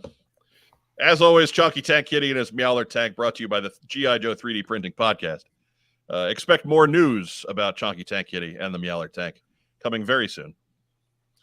In the meantime, we do have a special message coming from our good friends at Kokomo Toys. We buy, sell, and trade vintage and modern toys. G.I. Joe, Star Wars, Transformers, Marvel, DC, and more. Located in beautiful downtown Kokomo, Indiana, we are open every Wednesday through Saturday from 12 to 5. It's a theme park of nostalgia. Join the thousands of people who have traveled from all over the Midwest for over a decade to buy and sell with us. Get your geek on. I saw Mork from Mork. There's a new one. What's that now? I saw Mork from Mork. I'm always trying to find something new. There's always something new at Kokomo Toys. If you'd like, next time I go to Kokomo, I could see if they have a Mork for you, Mark. See if I can build my Mork army to take on your Party 86. You could just put a ginger head on him and call him Mark from Mark. That's right. Mork from Mork would be in there snapping crotches and taking names, baby. One kick at a time. There is a missed crossover there. Hello, Larry, and Mork and Mindy. That's a good idea. Are we sure that didn't happen? Well, we know what happened with Happy Days. Because ABC just they didn't off from Happy Days. ABC didn't know a show that they didn't want to put some Mork in, if you know what I'm saying. Now, Hello Larry did cross over with different strokes. Yeah, different strokes. Not Three's Company, different strokes. Yeah. Because remember, Mr. Drummond owned the station that Larry worked with. Yeah, worked at. Yep. It was Hello Larry like a backdoor pilot from No Different Strokes, or no, they just because Different Strokes was about the only thing they had getting ratings at the time. They put Different Strokes all over wherever they could get Different Strokes. They gave some Different Strokes. Oh wait. As far as I know, Facts of Life was the only spinoff of Different Strokes, right? Yes. Yeah. Okay. Yeah. That planned Todd Bridges vehicle, Willis, never panned out. Oh. Hey, you take the good, you take the both, bad, and take them both, and there you have the Facts of Life. The Facts of Life. Thank you, Chris. Mork is big in the comments. I had no idea. Right. But flying eggs everywhere. Art says, I have a Mork in the collection, but no egg. Well, that's sounds like a potential there. Mm-hmm. Potential. Anyways, Christopher Kelly does say, good to hear Gary's voice on What's on Joe Mind. So glad somebody thinks that. Yeah, no kidding. We've had William J was here. He bailed out. He was so tired of seeing you, Gary. You saved his life. He bailed. He's gone. Just think of the number of lives I've saved. It's incalculable. At sea, on land, all I need is an air, and I'm just as good as Joe. We get we need to get everybody, filmed together to film a commercial, and they could all sing songs in a field like that Coke commercial. Like to buy the world of Coke. I'd like to buy Gary a Coke.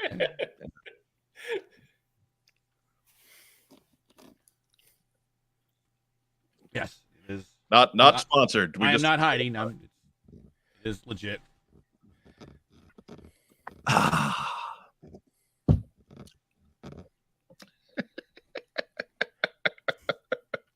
Hey, good catch. Question.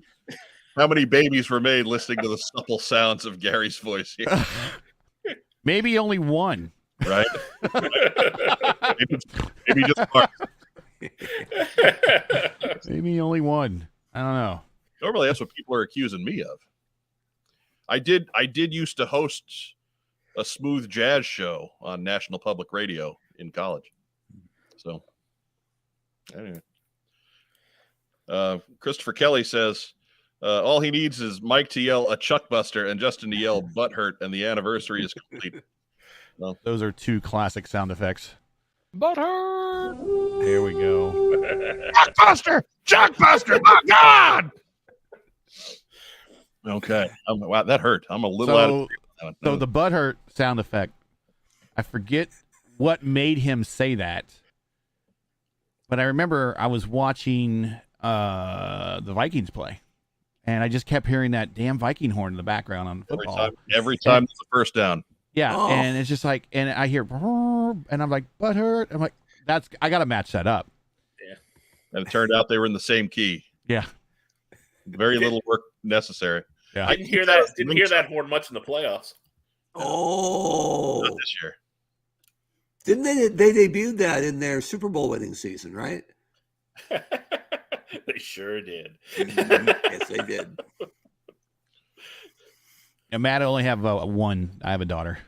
That blasted semiflange asked, did I miss any talk about Hasbro knocking down doors? When do we get a new show with the codename Pinkerton? His specialty, union busting. Right. It's no, you didn't miss it. It's just, that's one of those things that we can't add anything constructive to it, so we're just gonna let it be. It's an anniversary episode. We're trying to keep this light. Matt 90 Rubin minutes of keeping it light. Right. Matt Rubin wants to know, how many children do you have? Just one. Just a daughter. Right. And 1,000 animals. 1,000 animals. Quiet Silence always suspected that I had a radio voice. So he has a face for radio. That's where we've always said that. We've always said that about us. We've never hid the fact. Right. And yet here we are some years later, when we are even further past our physical peak, showing up on camera. He asked me to be on the show, and I said, "Do I have to get a cam?" He's like, "Well, yeah. I didn't have a cam for my big PC." I'm like, oh, "Okay, well, Deb, I'm spending some money to get a cam." Okay, Quiet Silence. Thank you for the. There we go. Chat. Mike's voice versus Morgan Freeman's voice. That's one for the ages. Be sure to leave your answer to that eternal question in the comments down below. That'll be showing up future show definitive voice rankings. Right. Once we get through the G.I. Joe catalog, that'll be what we go where we go. There you next. go. Write your eulogy, send it to Mike. He'll record it, and then when the time comes, just hit play. There you go. What's that service that all the famous people? Cameo. Maybe I need to sign up to do cameos. I like the voice ranking idea. Letterman once did a top 10 list of top 10 things James Earl Jones should say. Yes. We once did an entire show of things you should say with an echo. Right? Yeah. Oh, that's right. And there was a Schwarzenegger one too, where he got Schwarzenegger to say, "Help me, Letterman, help me." Man, I sure love those lace doilies. I believe the best James Earl Jones was, and the Academy Award for Best Picture goes to Dude, Where's My Car? Really? You didn't like Boutros Ghali? Well, that's pretty good. Rachel Salinas asks, Mike, who is your favorite smooth jazz artist? There we go. And the answer to that is none of them. There you go. It's a tie. It's a tie, big tie for first. None of them. I like the weekend shifts better because I could play louder music. Either big brassy classical or big brassy jazz. Those were the weekend shifts. They were a lot of fun. And then when he signed off, it was the Hog Report, right? After that, from live from Cape Girardeau, yes. It's the Farm Report. And of course, Blasted Semiflange, been a fan a long time, knows that I am the voice of animated That's Snake right. Eyes. But not live action Snake Eyes. No. A performance He was chatty. that Flint Bill Ratner himself described as mature for his age. Diana Davis met James Earl Jones once. He wasn't buying furniture, but still a nice guy. I met James Also Earl Joe not once. traveling with a team of gymnasts. That's true. He might have been. It's tough to say. If they weren't buying furniture, then all bets are off. See, where Diana is, I mean, you're going to probably run into actors more often than not. Yeah. Where you're now. You're not going to run into very many actors in our neck of the woods. I have an impressive list of Indianapolis Colts from the 2000s that I've come across, but that's about the best I can do celebrity-wise. Auto racers, kind of. Yeah, them too. 500, yeah. Them too. IndyCar drivers, yeah. Unfortunately, Jared from Subway. Ooh. That aged well. And, you know, and I hate to admit he's a Hoosier, and he went to IU. It's like, oh. And he came. I was working at a Dick's Sporting Goods, and he came in with his wife, who was not his wife yet. And yeah. I mean, if you could go back in time, that's the warning I would give out right there. Is that poor woman. Check the browser history. Don't do this. All right, fat man from the future. Why? I don't have time. Anyways, but he was a weird dude even before we knew he was a weird dude. So now confirmed. Yeah, I look. I've been saying it for years. I wouldn't have guessed that, but he was odd. He was really strange. Anyhow, moving forward, what do you say we get into what we got in? Woohoo! Racktime Rob, why don't you kick this off? I got a lot over the last 2 weeks. Well, keep it moving. All right. Well, let's see. I got the Wayne Manor Library. Let me get you in the big screen. Hang on. All right. What? You got a library? Wayne Manor. That For bookcase Batman slides 66. open. You get bat poles, baby. That sounds personal. Yeah. Is the bat phone under a little glass? No, they don't have a cake dome on the bat phone. Okay, no cake dome on it. Okay. Which, there should be. And, of course, then they could go driving off in their boat. And King Tut, born in Arizona, moved to Babylonia. Buried with a donkey. Yeah. Not from the show, but from an animated movie that they based on the show later, Two-Face, voiced by William Shatner. Got a condo made of stoner. King Tut. I jumped on those Dungeons and Dragons figures, which look really cool. I had this one as a kid, so I was like, I gotta get this. Wardick was a badass. Yeah. Yep. Furry shorts and all. Yep. One leg, one long leg. That's pretty good, right? Pants on one side, party on the other.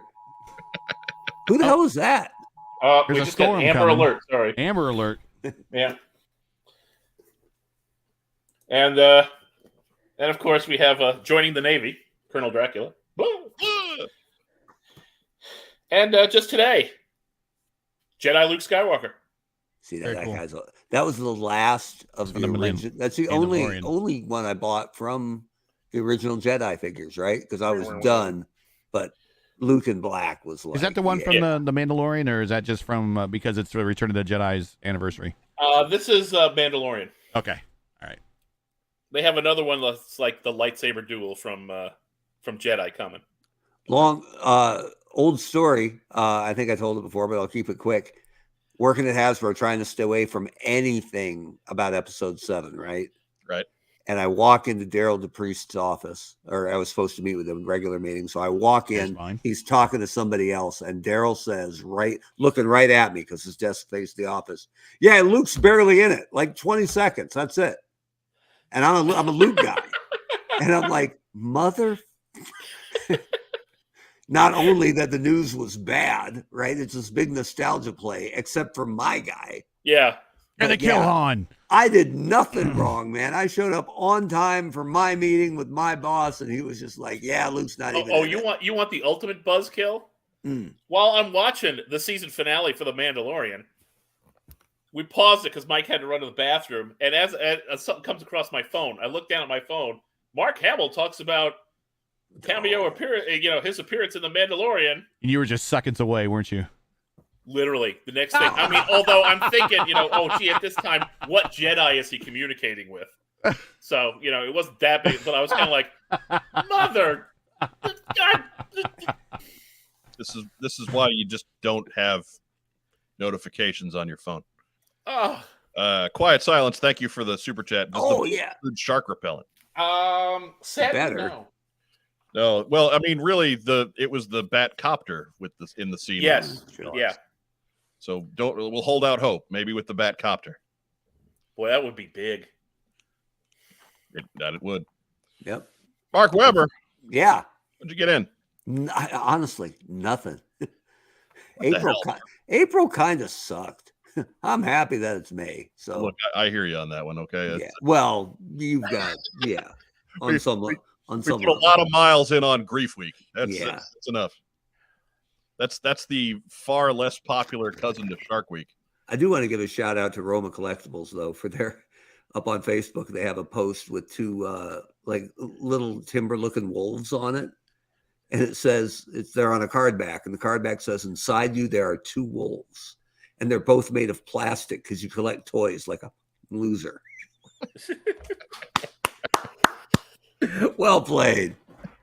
I need that now. Sean with another super chat. Thank you, sir. Again, Mike is the reason we all have nice things, Rob. Yeah, it's true. That's true. Look, he could be living in this apartment alone, but instead I give him money to live here. So in some ways, I'm the reason why there's a much larger budget for nice things. Hey, Diana Davis has a good point here that Warduke is not Morduke. No, although that face is totally obscured. So it could be anybody in that helmet, right? Maybe. Duke's got some killer abs, so could be Warduke. Just saying. Could be Duke's ancestor or something. I don't know. I hope Warduke gets more budget next year so he can get that Beskar armor for his other leg. It'll be good for him. Gary Godsoe. Oh my God, the cars are flying right at us. What'd you get in? Well, I'm on lockdown. Oh no! Where's that sound effect? Yeah, I don't have that one. No, I just not too long ago had my birthday, and the wife got me. Of course, they re-released Luke Skywalker's Return of the Jedi lightsaber. That's in the other room, but thanks, Gary. For Christmas, she did get me the Yoda lightsaber, which is nice because it's actually small compared to other lightsabers. And then the funny thing is she got this special for Christmas, and now Hasbro is going to re-release this one again. For the stand there and hold it. Well, you can't see it because of green screen, but it's okay. But that's that. I got the Lego A-frame. That'll be something that it'll be fun for all of us to put together. Debbie, her dad, the Doc, used to own an A-frame, and so she has memories of growing up as a kid in a A-frame house in the woods in northern Indiana. So we got that. Wow. Okay. Of course, my new hobby, Gary's A-frame. And my new hobby, of course, is this sim racing thing. And this isn't new, but just to kind of give you an idea of the level that I'm into sim racing. This is my steering wheel. Nice. It's looks like something you would see on an F1 car come early Sunday morning, or an Indy car. But this is a little heavy investment, and that's kind of why I've cut down a lot of the other things that I would normally get. So that's it. But we're on lockdown as the kid gets home now, as they want to start saving up now for vacations and whatnot. So Torpedo Mike asks, are you on double lead pipe lockdown? Yes, I am on double lead pipe cinched lockdown. Yes. And David Allen, super secret probation lockdown. Right. I am in Indiana. Yeah, Gary is 15 minutes away from where Rob and I are sitting right now. Right. At most 15 minutes. So yeah, I have family that lives in New England. I've always been a lifelong Red Sox fan. Still hate the Patriots. And Bill Belichick and Tom Brady, hate them. But big time Red Sox fan. And Matt and Mike and Rob and those guys know it, but they're going to put up a graphic at the end of the show that says that otherwise. But I am a lifelong Red Sox fan. I'm just saying, Gary. That was a you asked me for a Yankees cap, and you were very eager to put it on and pose for a photo. So I think you just deal with the fallout. Well, there was a reason I did that. Do you remember the reason I did that? Vaguely, but go ahead. Okay, the Sox finished last that year. Yes. But as they do every other year. Every other year, right? Well, except the 4 times this century where they won the World. They're weird. Okay. Yeah, I got to give it to him, man. Mookie Betts, Xander Bogaerts, those guys are incredible. You'll be racking up championships for a long time with those guys. You guys at HasCon, they had Mookie Betts there and David Ortiz, and I brought a David Ortiz McFarlane figure all the way flipping from Indianapolis to have him signed. And he goes, just as soon as we get, because I was like 3rd or 4th in line, they're like, they're not signing any memorabilia, just the pictures. I'm like, God damn it, why? I just saw Mookie Betts. I didn't have anything for him to sign. So, well, thanks for the picture. But did you ask them? Don't you know who I am? Right. No, I did not pull out the Justin Bell card. That McFarlane figure getting all the way to HasCon is the closest I got to HasCon. Actually, cool. But anyways, the story on the they beat the Colts in the AFC game. AFC Championship game, the Patriots, and the Reds. My family and all of their fandom are the worst fans. Win or lose, they are the worst. Guys, back me up on this. They don't know. They don't know when to shut up, and they just don't know when to let things rest and everything. They are the worst. And I said, that's it. I'm giving up for the Red Sox for a year, and I'm giving up. And I'm not going to cheer for the Red Sox or anything. And I think that year that I stopped cheering for them, they finished in last place. And so the next year, when I started cheering for them again, they went to the World Series. So there's symmetry to there. It's a correlation. I'm pretty sure. There's a correlation. Yes. I saw a guy in a Patriots jersey at a kind of sports bar, sports complex thing. Oh, that's awesome. Yeah. Come walking back in disgusted to where the parents were sitting, wearing his Patriots jersey and saying, "Oh, they just scored. They just scored on us." And I'm like, it's Sunday night. The Patriots are on a bye. And I looked in the other room. Oh, Tampa's playing. So Tom and his new team, they're still part of the us. Yeah, thing, the hell they are. Right? Come on.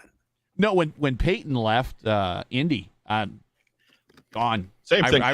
I wrote him off. I stick with the team, not the player. Right. Plus, we were getting luck. Right. Like you don't wish him ill will or anything, but it's not your team anymore. So what do I got to do to have Gary cheer for my Mets? Never. That is a never. That is a hard never. Yeah. I still have night. No. Don't even. No. I still have nightmares from '86. We'll hook him up with the boy. No. Yeah. No. I can't fault you on that one, Gary. Still have nightmares. A strike away. Ironically enough, that was the boy's last moment of Mets fandom happiness. So, for most Mets fans, that was the last bit of happiness. I mean, they got to a World Series since then, but they've gotten got beat by two since then. Yeah, but what's it say that when my team got beat up by a bunch of coked up baseball players? So. Right. And Gary Carter in the middle of it, in that hive of scum and villainy. Gary what Carter, am I doing here? Gary Carter is a stand-up dude. Let's pray about it. They weren't all coked up. Some of them were just really into knife fighting. That's right. Just pains me that Jim Rice never won a World Series. He was a nice dude. He is a nice dude. He's still around. Yeah. Meanwhile, Ted Williams is like, hold my beer. Yeah, I know. And he did save a kid's life. That's true. Jim Rice, stand-up guy, quality guy, feared power hitter. Glad he's not playing anymore. This king of the Yankees. Close to winning the Triple Crown one time. 78, I think. Yeah, I think so. I believe he was MVP that year. He was MVP that year. So what else you get in, Gary? Lucky freaking dent. No, that's it, guys. I'm just happy to be here. Thanks for having me. All right. So I got some stuff in. Some of it hasn't been cataloged yet. Some of it's going to wait for next week just because I got graphics involved on this segment. You like catalog, you like shoot a barcode when it comes in the door or something? No, I just RFID tags. Right. I don't have everything ready yet, but we'll get to it next week. But anyways, I do have some stuff ready for this week. And that means we're queuing a segment clip here.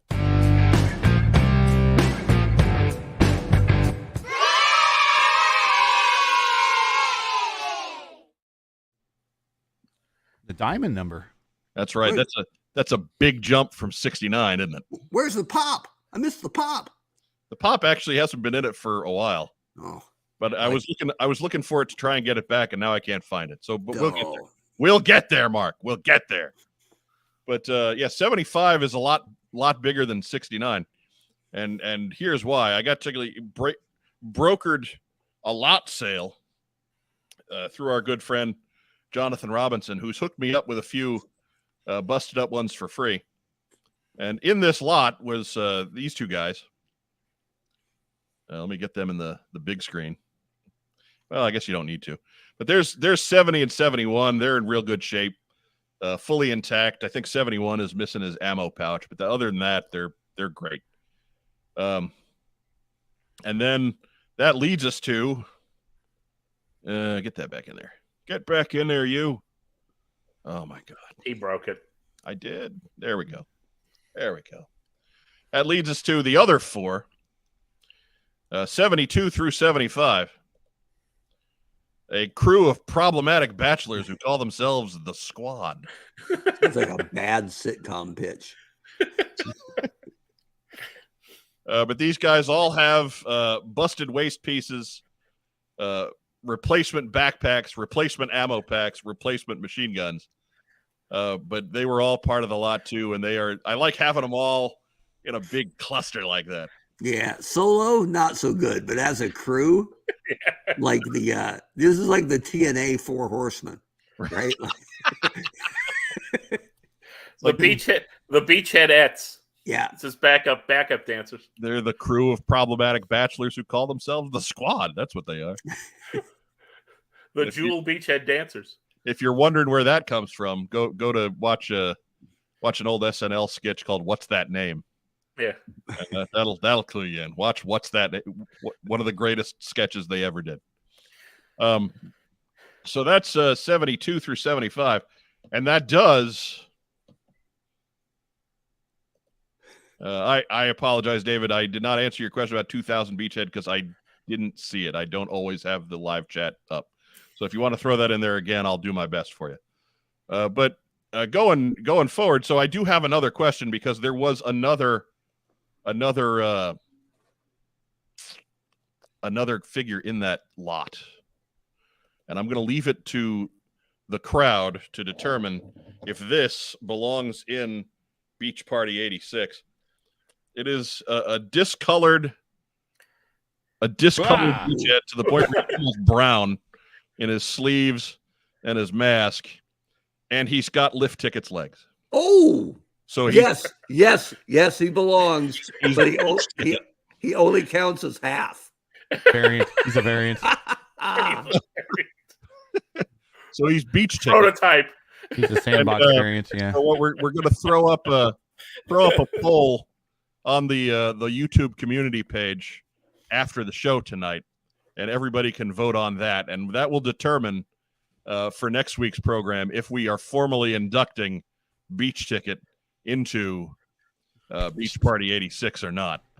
So that's right. That's it right there. He is terrible. His shoulders are all loose. His swivel arm joint is loose. Really, we need to just find a helicopter for him to sit in so he can rest. He's in bad shape. Get him wasn't there a helicopter backpack thing? Yeah.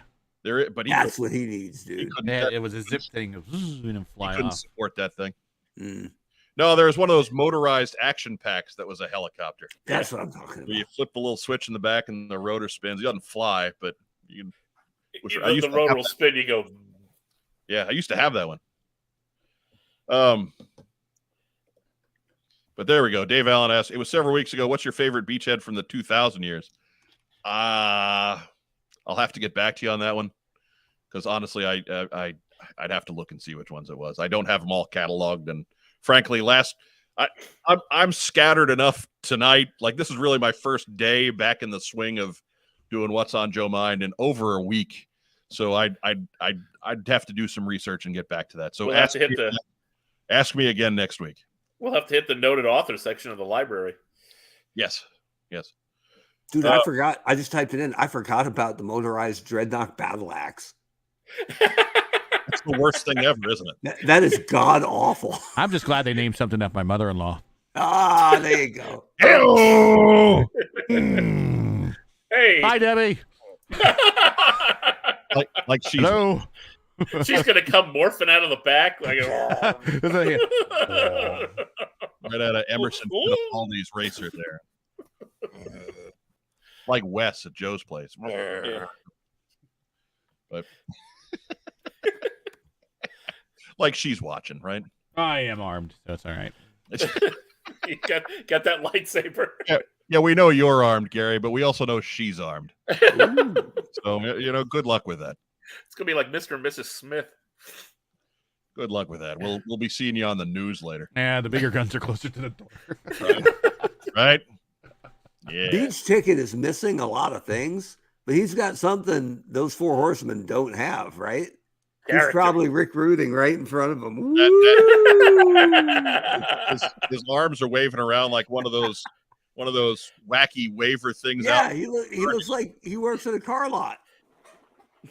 So CT Davis says 74.5 beachheads. No, that would be 75.5. Yeah, dude. 75 is legit. We're trying to figure out if this guy's 76, and we will get that answer next week after 0.5. Beautiful and votes in the poll that will be put up on the community page. 0.5. Or you can put it in the comment section down below. If you have any comments at all about what we've done here tonight on What's on Joe Mind, that's a good place to let your thoughts be known on the comments there. If you're catching us on Facebook tonight, be sure to leave us a thumbs up or a heart or a little huggy guy. We love little huggy guy. If you're catching us on YouTube, thank you so much. That's where we try and keep track of everybody who's still paying attention to our blather. So be sure to like our videos, subscribe to the channel, and do all those cool YouTube things that get us circulated. Smash that thumbs up. That's right. Smash that thumbs up. Smash it. Like, share, subscribe. Do it now. Do it. Share us in all your social media circles, be it Facebook or Reddit pages or what have you. By all means, get it on out there. Yeah, so I guess we're into shout outs. So Racktime Rob, shout it out. Shout out to the lovely studio audience. Thanks for coming as always. Shout out to Gary. Thanks for coming. That's right. It's always great to have you. This is your first appearance on video, isn't it? Yes. With us anyway. Yes. You've whored out with your IndyCar crew, but not with us. Oh, come on now. The answer to that is yes. Rachel Salita, she's got it down. She knows. Yeah. Smash that like button. All right. Mark's always welcome. That's right. Sure. Okay. That's what else you got, Racktime Rob? That's about it. All right. Mark, shout it out. I only got one this week. No, actually two. Shout out to my pal Katie, former co-worker, who got some good news this week. Good for her. And shout out to the NFL draft, which skipped Arizona State this year. Thanks, Herm. But in the second round, the Green Bay Packers select tight end Luke Musgrave from Oregon State University. But more importantly, from where is it back there? Highest drafted Lava Bear of all time. Lava Bear! So I know they just lost their quarterback at all, but Green Bay's got to be the favorite to win the Super Bowl next year. And Oregon State, soon to be part of the Big Ten. Yeah. We're bleeding teams, so I can't wait to see who wins the SEC title next year. I mean, the whole thing. But whatever.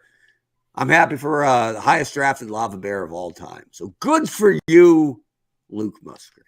Right? Yeah, we saw him get drafted and noticed that it said live Bend, Oregon. Hey, Bend. That's right. Yeah. They did not film at the last remaining Blockbuster, however. I think he was hurt. I was all set for you to run around in the background with twirling your shirt over your head, right? like Muscle Man on. Right.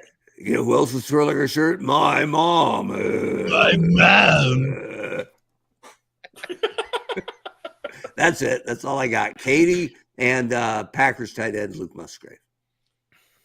Diana Davis asks, can we put my mom, who turns 80 tomorrow, has been Yes. taking care of my dad and his dementia despite having a heart valve replacement? Yes. Holy. Absolutely. Wow. Yes. That's right. Shout out to Diana's mom, who I'm sorry, I don't know what her last name would be to call her something more proper, but, you know.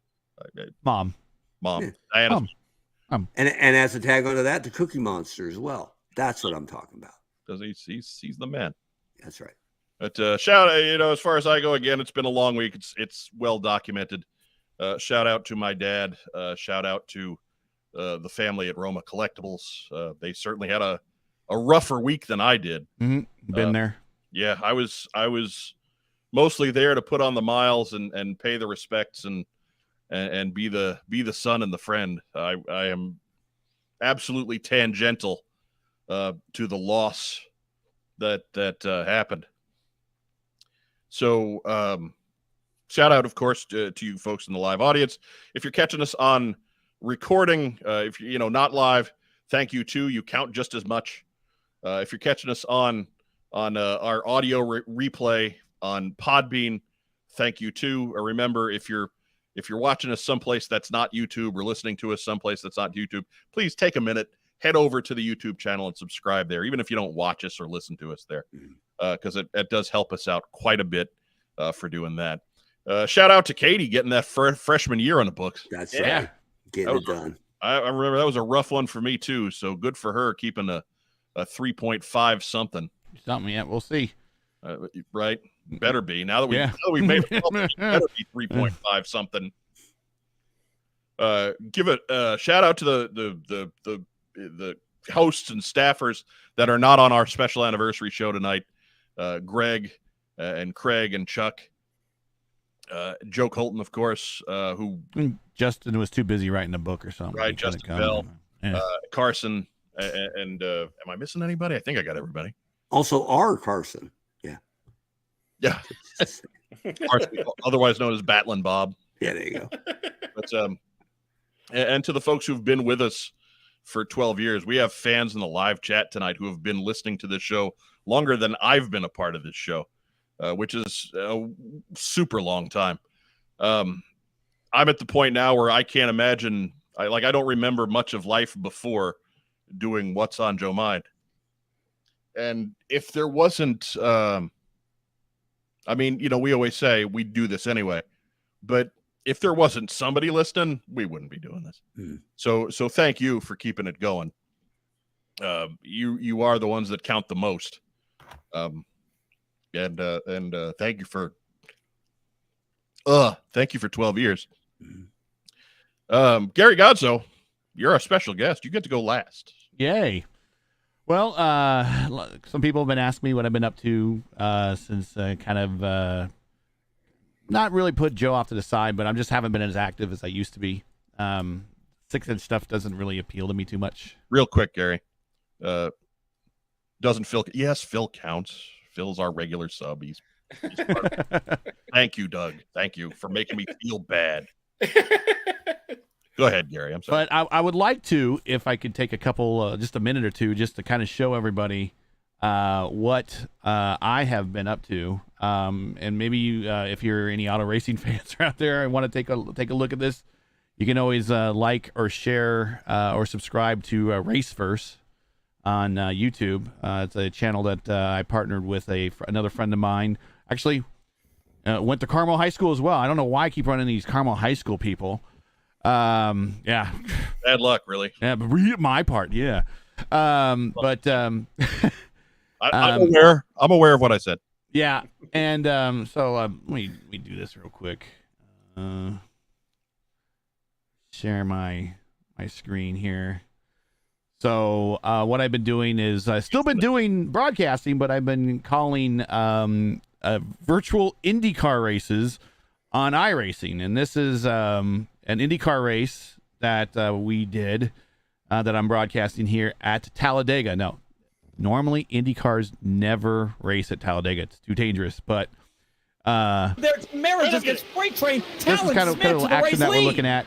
And it's kind of what I was doing for the longest time. And really, I was about to say it's not going to last long. Here comes if it wasn't for What's on Joe Mind, I probably would never had the know-how to do any of this stuff or even step out of the zone to do this.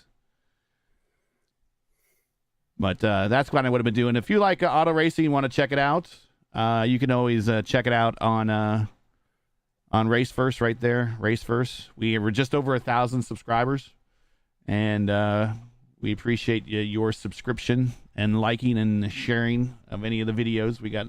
I did about 200 or so broadcasts. So that was kind of what I've been doing. But I always said that we started this kind of on a whim. We didn't think it'd last more than a couple episodes. I don't know what number we're at now. But thank you. Hey, what's that? This is number 260. 260. Yeah, I didn't expect it to make it past 2. And it kind of just took off. And so I want to thank my shout outs just to you guys, everybody in chat, everybody's listened to a single episode, all you guys here on my screen. Thanks for leaving it alive, keeping it alive for 12 years. And I really hope that you guys can keep it going for many, many more. We'll be around. Hopefully we can do the 15th anniversary here in about 3 years. Good Lord. Oh, good Lord. I'll be empty nester at that point. So, just shout out to all the fans. There could be a major change to art history or something at that point. With a new son-in-law. Okay. That's a low blow. That's a low blow. To quote an old What's on Joe Mind quote. But just shout out to everybody for just making this program as special. What is the goal was to just encourage more people to go to JoeCon, really, in the grand scheme of things. It wasn't supposed to be a news aggregate. It wasn't supposed to be like kind of a Monday Zoo type show, which it kind of turned into a little bit. It wasn't meant to talk about sports at all. It was just really meant to get as a vehicle to talk about G.I. Joe and get people to go to JoeCon. And for all the people that showed up to JoeCon and then came to me or Mike or Rob or any one of the hosts, Justin, that said, hey, the reason why I'm coming to JoeCon is I heard your episode and you motivated me to go to JoeCon. Hey, thank you. That's the reason why. Thanks for listening. That's the reason why we did this. So, like, share, subscribe, give these guys super chats. They deserve it. I can tell you, putting in those endless, thankless hours of editing for those podcasts were just painful. So if you could toss any of these guys a little bit of donation to help them with their time here, giving you guys quality entertainment, it is quality entertainment, do that. That's great. But shout outs to all of you. And above all else, shout outs to my wife for allowing me to do this for as long as I did, and putting up with the internal jokes and putting up with Mike and Rob, because we've hung out with them in time. And then shout out to my parents and my mom. Thanks, Mom. This is my first Mother's Day without her, so shout out to her for just putting me on this earth and encouraging me to read G.I. Joe comics. That's really her kind of contribution to G.I. Joe for me. Was the toys were one thing, the war toys were something else, but comics, well, that's reading and that's learning, and she contributed to that. So shout out to her. I miss her. So that's it for me. Again, thanks again for having me, and maybe we'll be back again in the future, but we'll see. But that's all I have. Good night. That's finally all he's got. No, right. Nothing like that. But no, thank you for joining us, Gary. It's always special when you're around. No, it's great to be here. And when you invited me, I wasn't expecting it, and good to be here. Now we got the kinks worked out of a green screen and a camera. Hey, invite me back. What the hell? I don't know how much I'll have to add, but I got time. Right. It can't be that bad. Look, snow jobs in September. You got it. I am eagerly looking forward to that. Yeah. So absolutely, we're going to have that circled because, of course, your snow job will be coming here. So we'll know exactly when you get it. Yeah, exactly. It's going to hold a hostage for something. Right. Got to wear the Yankees cap, Gary. Okay. I was going to go for beer money, but that is a better idea. I'll take care of your beer money too. No problem. But that's about what we got tonight. We went a little long. I think this is our longest show on record. I was not looking to put the hard 2-hour limit on things like I normally do, because I knew we'd have Gary with us and he talks a lot. Yeah, it wouldn't be a Gary show if we didn't go over 2 hours. It's the truth throwback. That is the truth. If you've been with us through the years, there are some 4 and 5 hour audio episodes of What's on Joe Mind out there. Oh, wow. That's edited. Yeah, stuff that we would normally, like these days, we would break up into 2 or 3 episodes. And that's, yeah, so it was, in some cases, 7 or 8 hours worth of stuff that got whittled down to 2 hours in the morning. Tight 5 hours. Listen to Justin complain how he has to get up in about 4 hours. Yeah, that was before. I don't know if I can do it, guys. That was way before the pitch clock. Yeah. Right? Yeah. Danjamin and 905 says, I'm a new viewer, but Gary is host material. Just say, hey, how about that, Gary? Hey, how about that? Fool him. That's high Thanks. praise. I appreciate it, Dan. I think if we tallied it up, you're still the guy who's been on the second most episodes of this program. So, despite not being on the show for 3 years of almost weekly, I think you're still number 2 on the list. So, but number 1 in your hearts. Right. Absolutely. Number 2 in the program. Number 2 in the program. Number 1 in your hearts. But Matt Rubin adds that snow job in September sounds like someone found the stash of the cocaine. Yeah, that's probably not wrong. But Torpedo Mike notes that podcast days. I'm sorry, it's slowing down on me there. Podcast days that were longer edited. Gary is the man. Yeah, look, I did that job for a little bit too. It's hard, and that's why we do this. Yeah, audio editing is tough, and frankly, if we don't talk about it enough, but if Joe Colton did not step forward with this as a solution to that problem, we're probably not doing a 12 year run, 12th anniversary show. Mm-hmm. So extra shout out to Joe Colton, who is still home and extremely pregnant, and hopefully, we were actually going to have her stop in tonight, but there were some other things going on that prevented that from happening. So let me give you a little inside baseball on the editing of the podcast back in the day. Every long pause, and there were a lot of, even though Joe's not here, there were a lot of long pregnant pauses. But we had those, and all the ums and ahs and just all that stuff. I cut all that out. Mm-hmm. All that out. And if you go back to an old episode that I edited, you will not hear an or an ah. That's why we're a lot dumber now. Yeah. The power of editing. Oh, and I do want to shout out to Joe. I think we're a month away from launch, and I nothing but the best, of course. And I really, really hope that her pregnancy or her labor does not go as long as Debbie's. Debbie went 27 hours. I think, judging from the size of her midsection, gravity is going to force right before 27 hours hits. Like, I don't think once the barn door opens, let's say, the tractor will not stay in the shed. So Aaron Boone, you guys, the Yankees did do me a favor in 2003, because in the middle of prepping Debbie to go in for her C-section, I am watching Marlins Yankees on the TV with the doctor that's going to perform the C-section. And he's like, well, I think we just finished watching like the first 2 innings or something. He's like, well, I'm going to go wash up. I'll catch you back in the operating room. And we get back there, and I'm at Debbie's head, and they knocked her out, and he's starting his decision. It's kind of, I just equated it to like, almost looked like he was cutting into a steak. He's just kind of sitting there, kind of cutting, and he kind of casually looks up to me and goes, what was the score of the game when you left? So if the Red Sox did win that ALCS that year, and we're in the worst, I would have had a really tough choice birth of my daughter, Game 1 of the World Series with the Red Sox in it, because even then, Red Sox in the World Series was a once-in-a-lifetime event. Right. 03 had not been established as a... Right. Luckily, 2004 came, then 7, then 13, then 18. Not a problem.